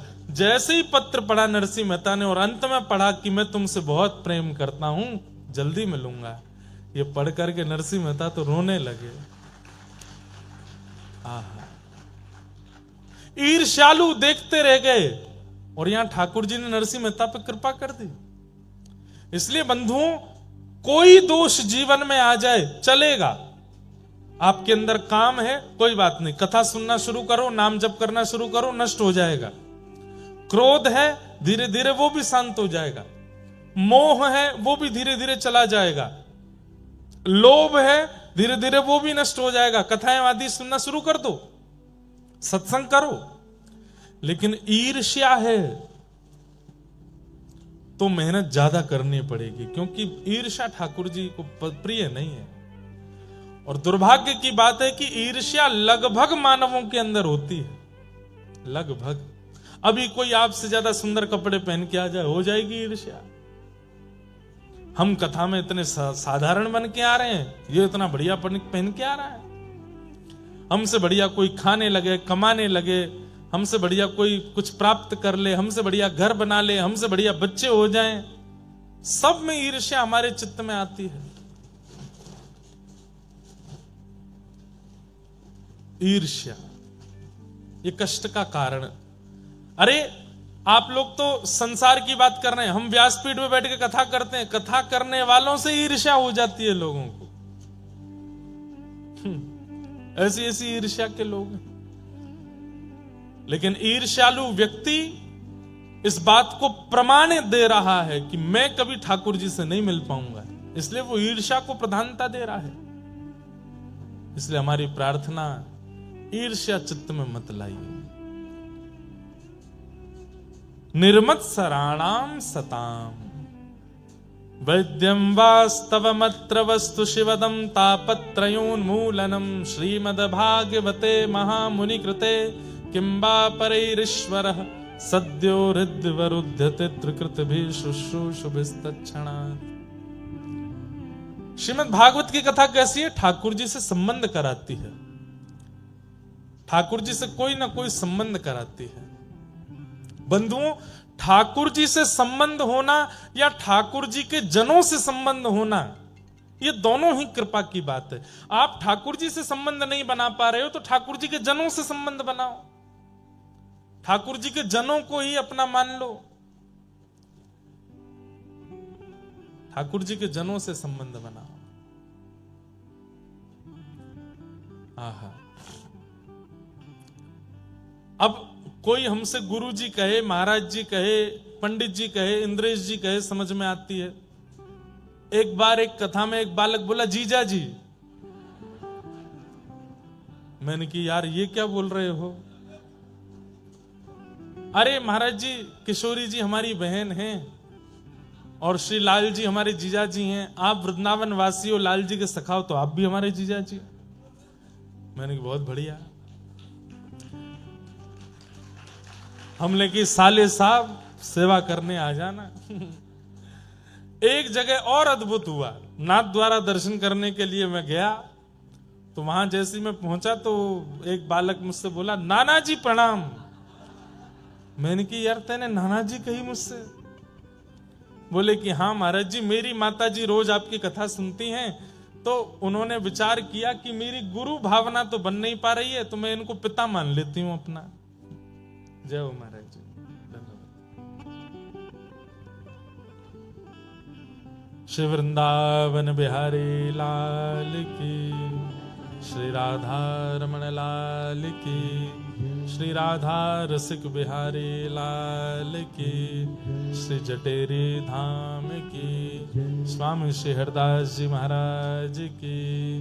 जय जय श्री राधे। जय हो, बड़ी कृपा। तो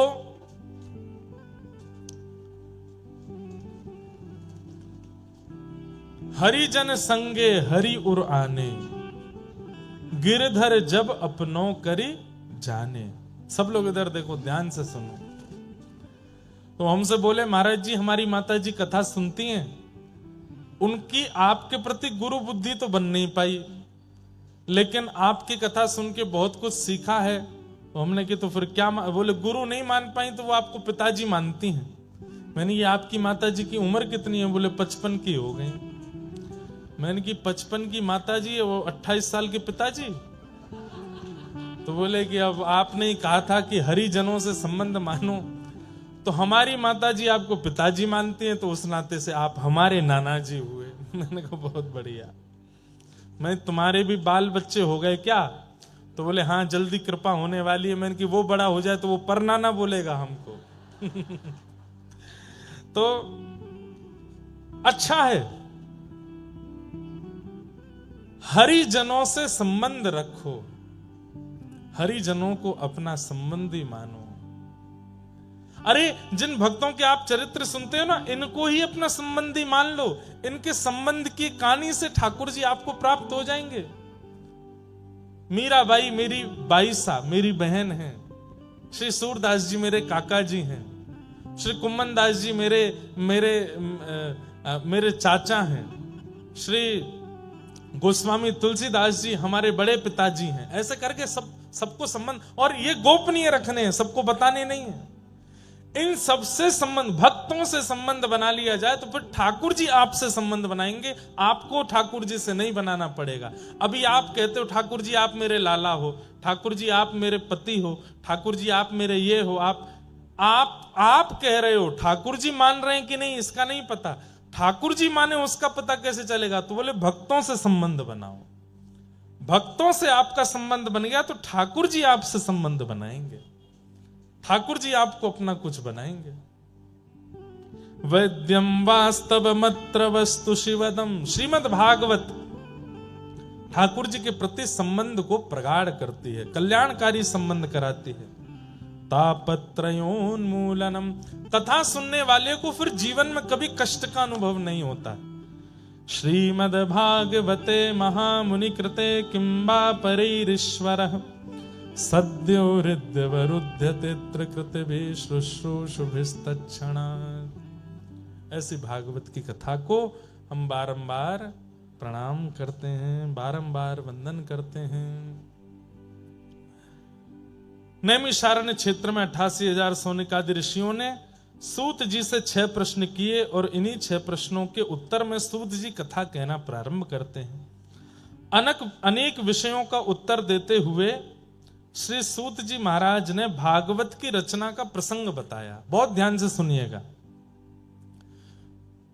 श्री वेदव्यास जी महाराज ने 4 वेदों की रचना की, महाभारत की रचना की, 18 उपपुराण, 17 महापुराणों की रचना की, तब भी मन को शांति नहीं मिली। तब नारद जी महाराज की कृपा से उन्होंने श्रीमद् भागवत को रचना कार्य किया। नारद जी महाराज ने जाकर के कहा कि भगवान के प्रभाव नहीं, भगवान के स्वभाव का वर्णन करो, तब मन को शांति मिलेगी। तब श्रीमद् भागवत की रचना हुई। वेदव्यास जी ने वही भागवत की कथा अपने पुत्र सुखदेव जी को प्रदान की। सुखदेव जी ने यही कथा श्री परीक्षित जी को सुनाई। परीक्षित कौन है?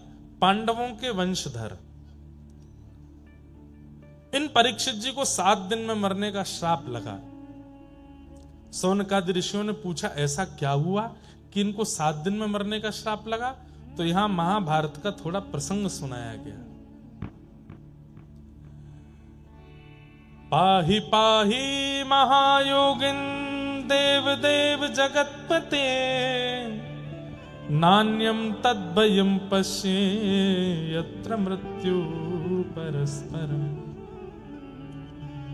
बहुत सावधानी से सुनो। उत्तरा के गर्भस्थ शिशु बालक को बचाना,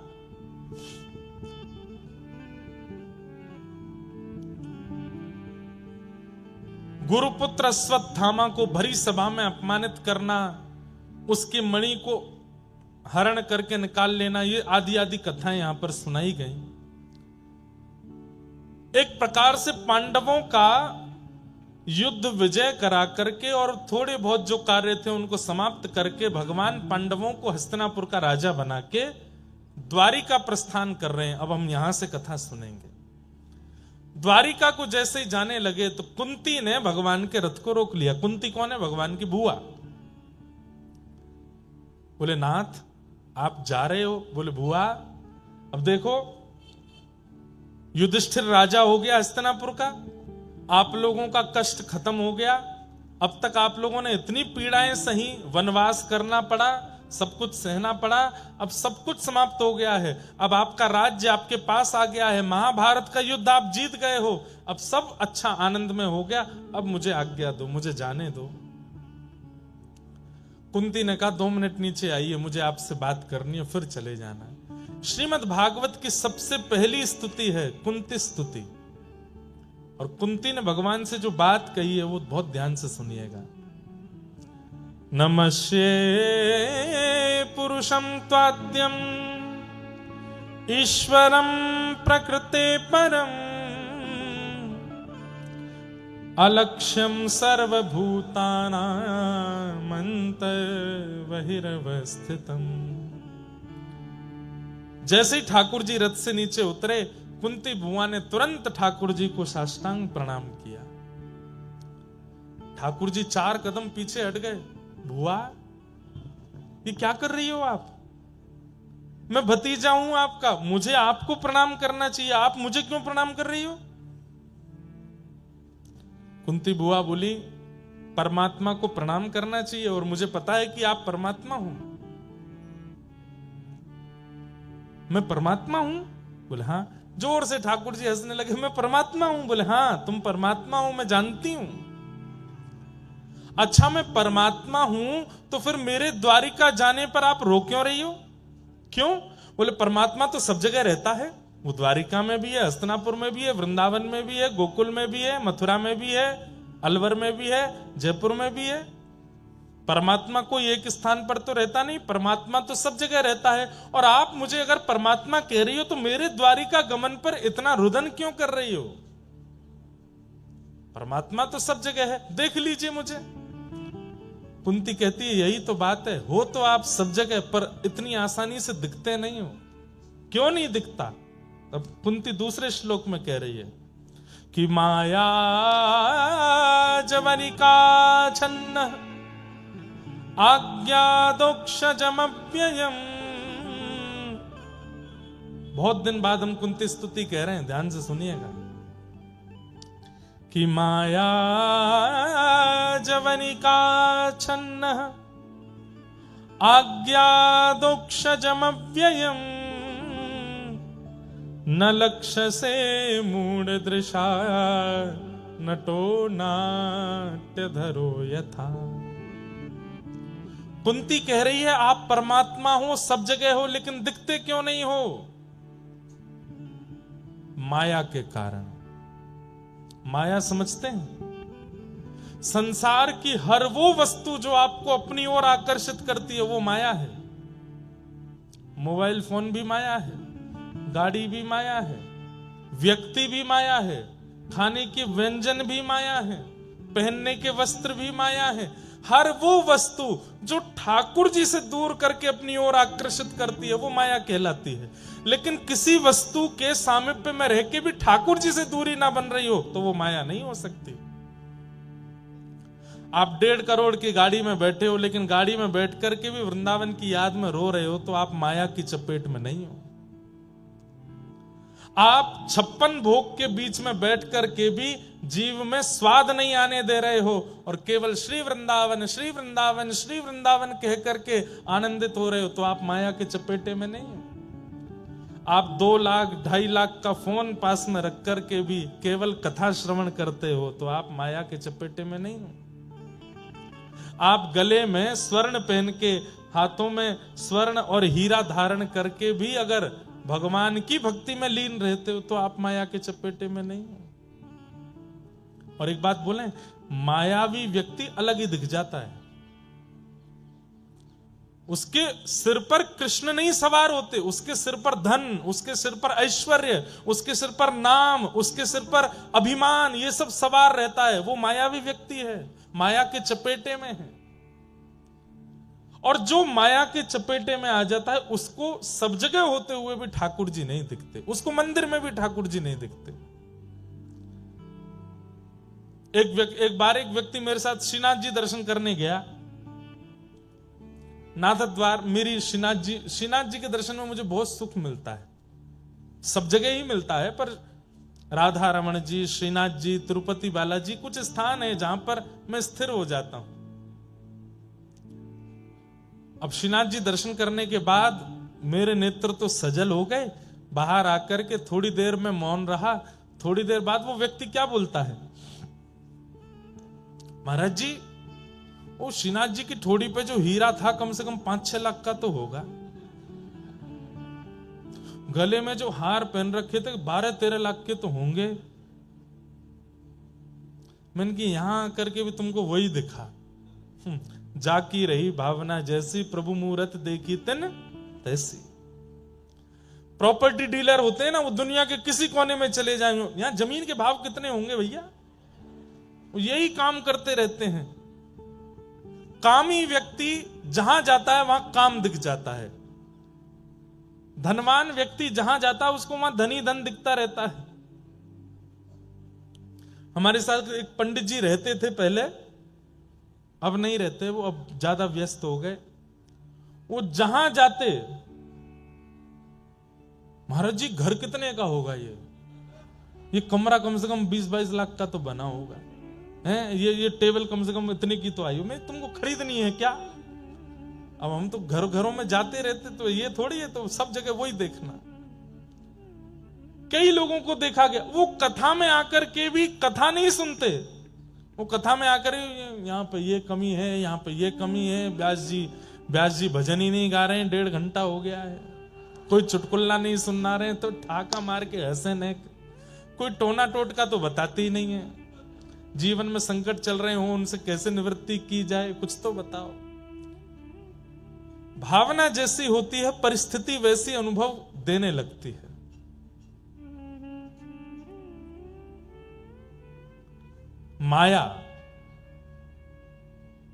माया जवनिका छन्न।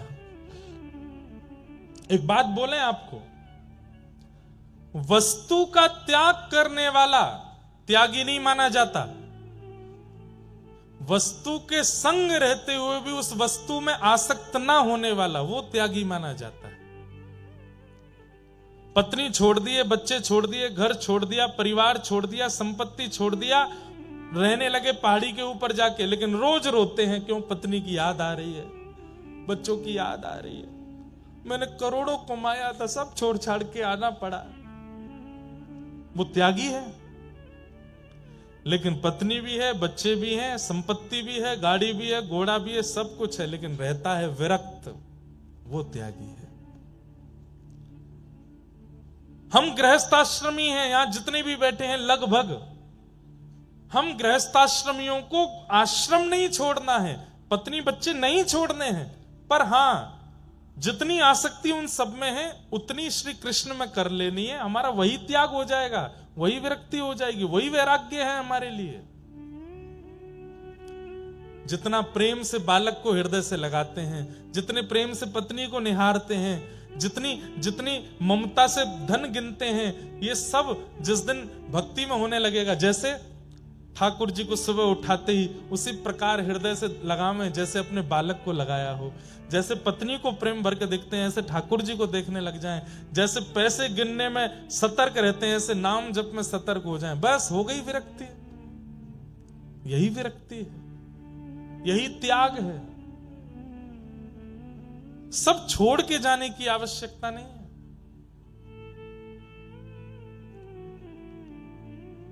चालीस साल के हो गए और फिर कहने लगे हम तो ब्रह्मचारी हैं, हमने ब्याह नहीं किया। असली बात यह थी कि किसी ने उनको पसंद ही नहीं किया था। अब 40 साल के हो गए तो क्या करें भाई, ये थप्पा कैसे सहन हो कि हमारा ब्याह नहीं हुआ, हम तो ब्रह्मचारी हैं।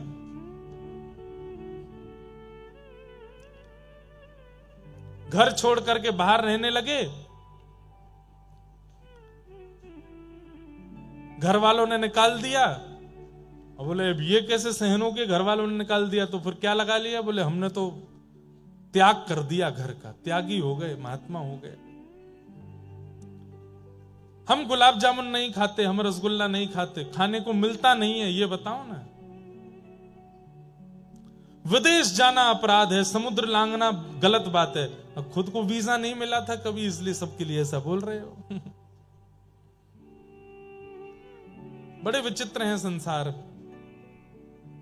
लेकिन वास्तव में माया ही है जिसके कारण ठाकुर जी दिखते नहीं। ठाकुर जी तो सब जगह हैं, इस समय इस पंडाल में भी कहां कहां बैठे होंगे, लेकिन माया है जिसके कारण वो दिख नहीं रहे हैं। तब कुंती कहती है तो फिर दिखते कैसे हैं?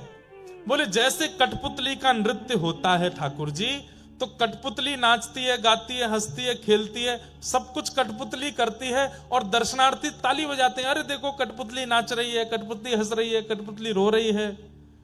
लेकिन गलती से किसी ने आकर के कठपुतली के पीछे वाला पर्दा अगर हटा दिया तो सारा भेद खुल जाएगा। ओहो, पीछे बैठा एक आदमी उंगलियों से नचा रहा है। ठीक वैसे ही संसार का हर वस्तु, हर व्यक्ति कठपुतली है। हमें ऐसा दिखता, ओहो ये इतना बड़ा आदमी बन गया, अरे उसके साथ बहुत बुरा हो गया, अरे ये मर गया, अरे ये जी गया, सब कठपुतली हैं। लेकिन जिस दिन सदगुरु आकर के माया का पर्दा हटा देंगे, सब पता चल जाएगा पीछे बैठे ठाकुर जी ही सब कर रहे हैं, कठपुतली की अपनी कोई सामर्थ्य नहीं थी। माया जवनिका छन्न आज्ञा दोक्षजम व्ययम, न लक्ष्य से मूढ़ दिशा नटो नाट्य धरो यथा। जैसे एक नाटक में नचाने वाला कठपुतलियों को प्रदर्शित करने वाला, कठपुतलियों की वास्तविकता अनुभव करा देता है। लेकिन भेद अगर खुल जाए तो फिर हंसी आती है कि हम जिस कठपुतली के मरने पर रो रहे थे वो तो पीछे से एक्टिंग करवाई जा रही थी। यही है संसार में, हम सब कठपुतली हैं, हम सब कठपुतली हैं।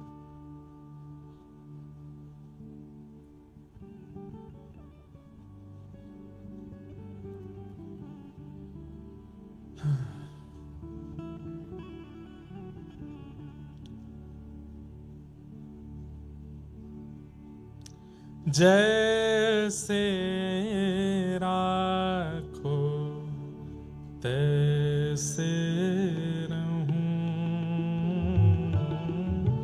जैसे राखो तैसे रहूं, हाँ जैसे राखो तैसे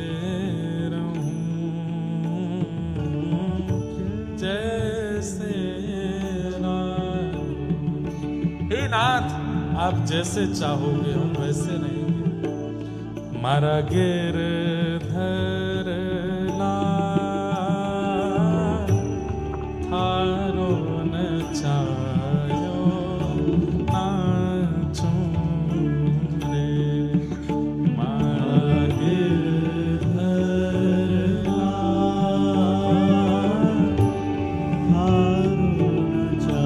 जैसे आप नचाओगे नाचेंगे नाथ, जैसे आप रखना चाहो रहेंगे नाथ। आओ भाव से गा लो। मारा गिरधर लाल थारो नचायो नाचूं रे, मारा गिरधर लाल थारो नचायो नाचूं रे। ओ मैं तो थारो नचायो नाचूं, ओ मैं तो थारो नचायो नाचूं रे। हाँ मैं तो थारो नचायो नाचूं, थारो नचायो नाचूं रे। मारा नटराजा थारो नचायो नाचूं रे, नटराजा थारो नचायो नाचूं हे मारा गिरधर लाल थारो नचायो नाचूं रे, गिरधर लाल थारो नचायो हे घर का प्राणी कहाँ ना माने, मन मन खुशी मनाऊं, घर का प्राणी कहाँ न माने, मन मन खुशी गाँव भाव से। ओ घर का प्राणी कहाँ ना माने, मन मन खुशी मनाऊं,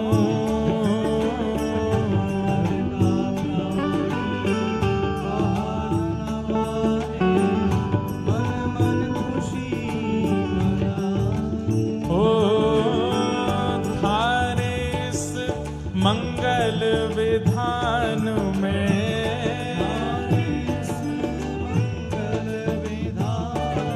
हाँ थारे इस मंगल विधान में,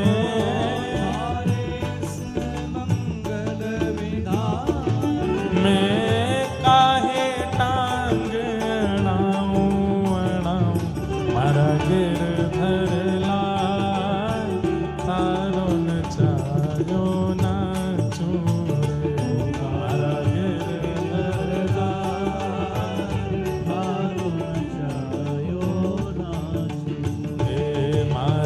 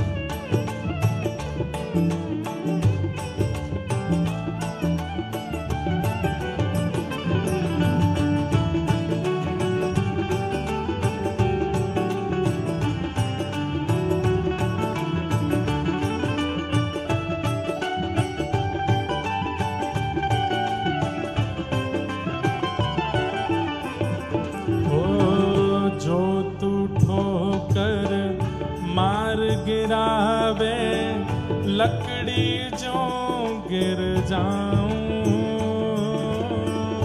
जो ठोकर मार गिरावे, लकड़ी जो गिर जाऊं।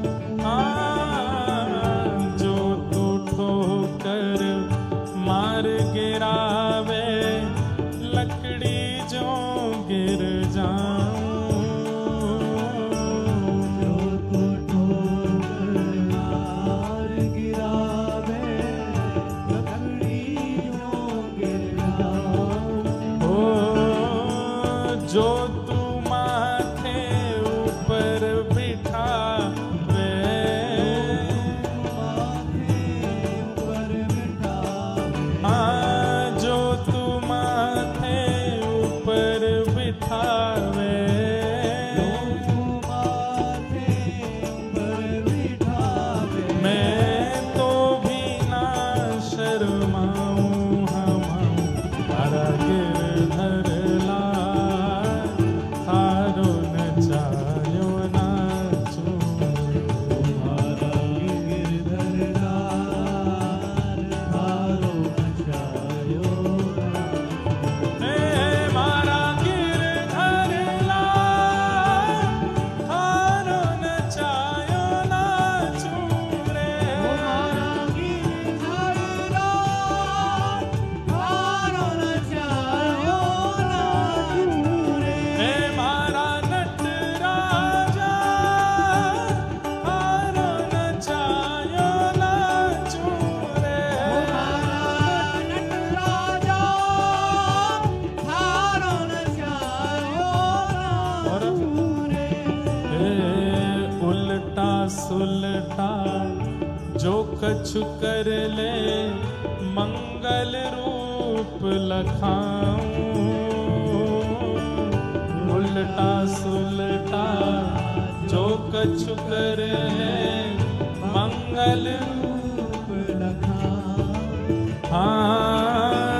थारी मन चाही में प्यारे, थारी मन चाही में प्यारे। ओ थारी मन चाही में प्यारे। मन चाही में प्यारे। मैं अपनी चाह मिलाऊं, हलाऊं मारा गिरधर लाल थारो नचायो नाचूं रे। गिरधर लाल थारो नचायो। भाव भाव से हे मारा गिरधर लाल थारो नचायो नाचूं रे।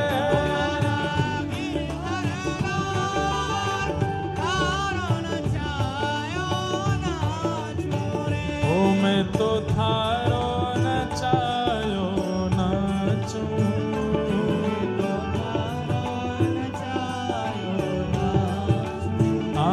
मैं तो थारो नचायो नाचूं।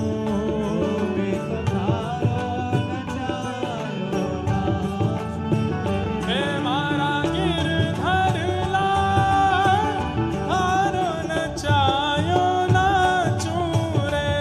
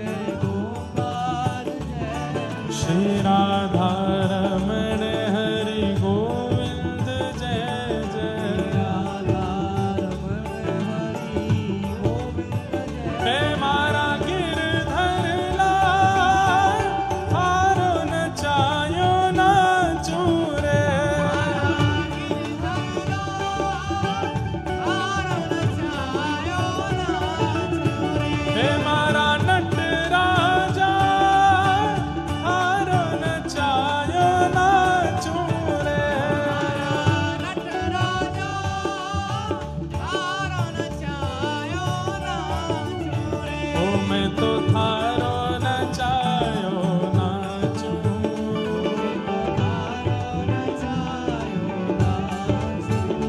मैं तो थारो नचायो नाचूं,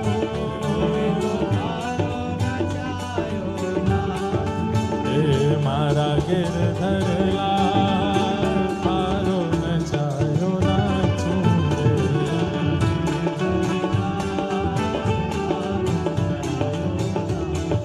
हे मारा गिरधर लाल थारो नचायो नाचूं रे। जय जय श्री राम, जय जय श्री राम, जय जय श्री राम।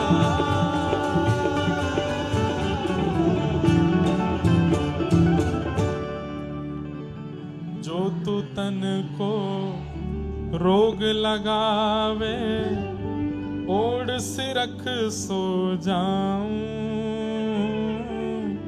जो तू तन को रोग लगावे, ओढ़ सिरख सो जाऊं। हाँ जो तू काल रूप बन आवे, जो तू काल रूप बन आवे, मैं लपक गोद में आऊं। हाँ मारा गिरधर लाल थारो नचायो नाचूं रे।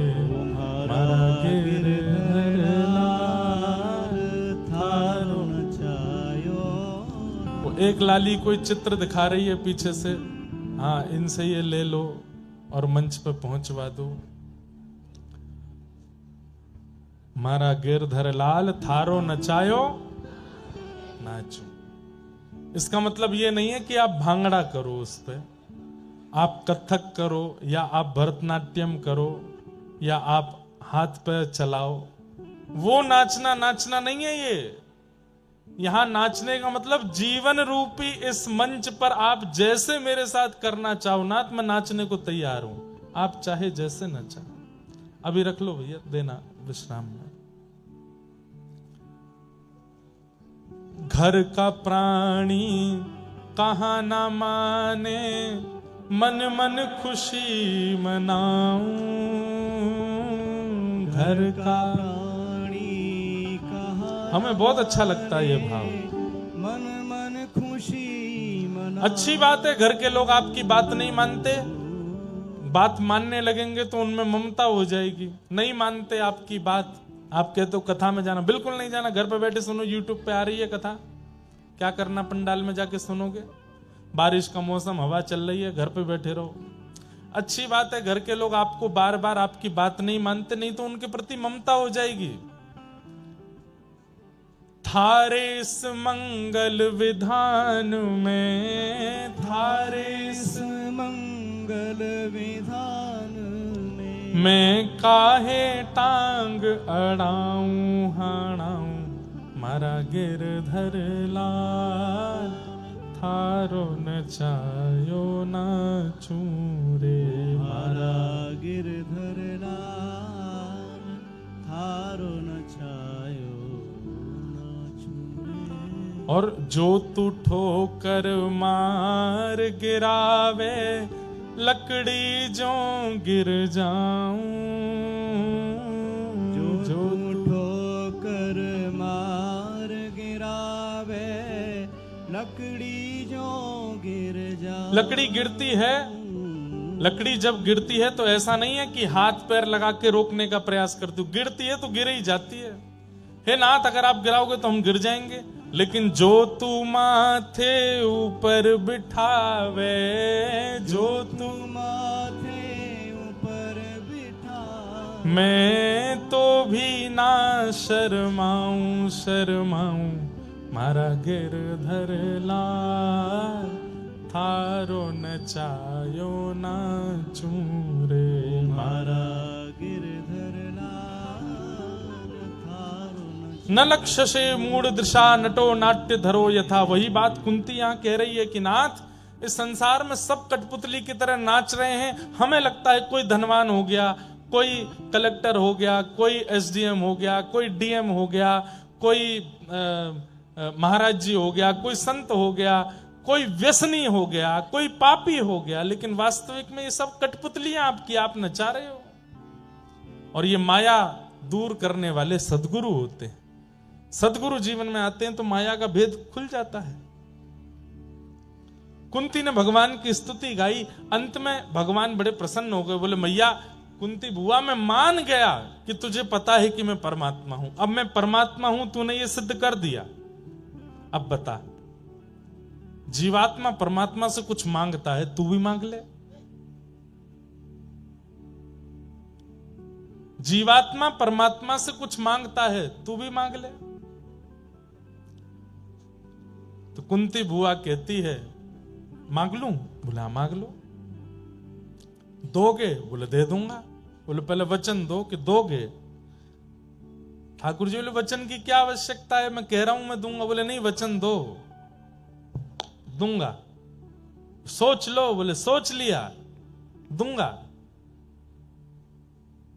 और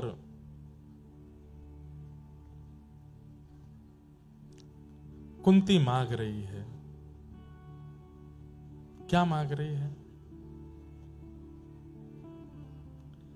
विपद संतु न शश्वत तत्र तत्र जगद्गुरो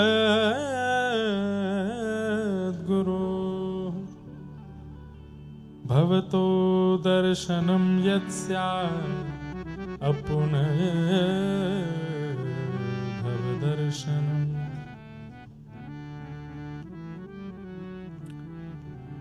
विशेष रूप से आगे की पंक्ति में बैठने वाले लोग बैठने के बाद उठा ना करें, ऐसी हमारी प्रार्थना। पीछे वाले बेचारे उठें जामे, वैसे पीछे वाले उठते नहीं हैं, लेकिन आगे की पंक्ति वाले भी अच्छे हैं। लेकिन कुछ दो चार लोग उठें तो उनको मना किया करो। बोले देखो व्यास जी को आप ही दिख रहे हो, पीछे वालों की तो शक्ल ही नहीं दिखती हमको, सब शाम सुंदर दिखाई देते हैं, लेकिन आगे वाले दिखते रहते हैं। तो उनसे हमारी प्रार्थना, आप लोग वीवीआईपी हो तो वीवीआईपी जैसे बैठे रहो, पूरी कथा सुना करो, क्योंकि आप हमको दिख रहे हो। नहीं दिखते तो आप उठो, जाओ, आओ, खांसो, बैठो, खाओ, पियो, कुछ भी करो, लेकिन आगे बैठे हैं तो बैठे रहे।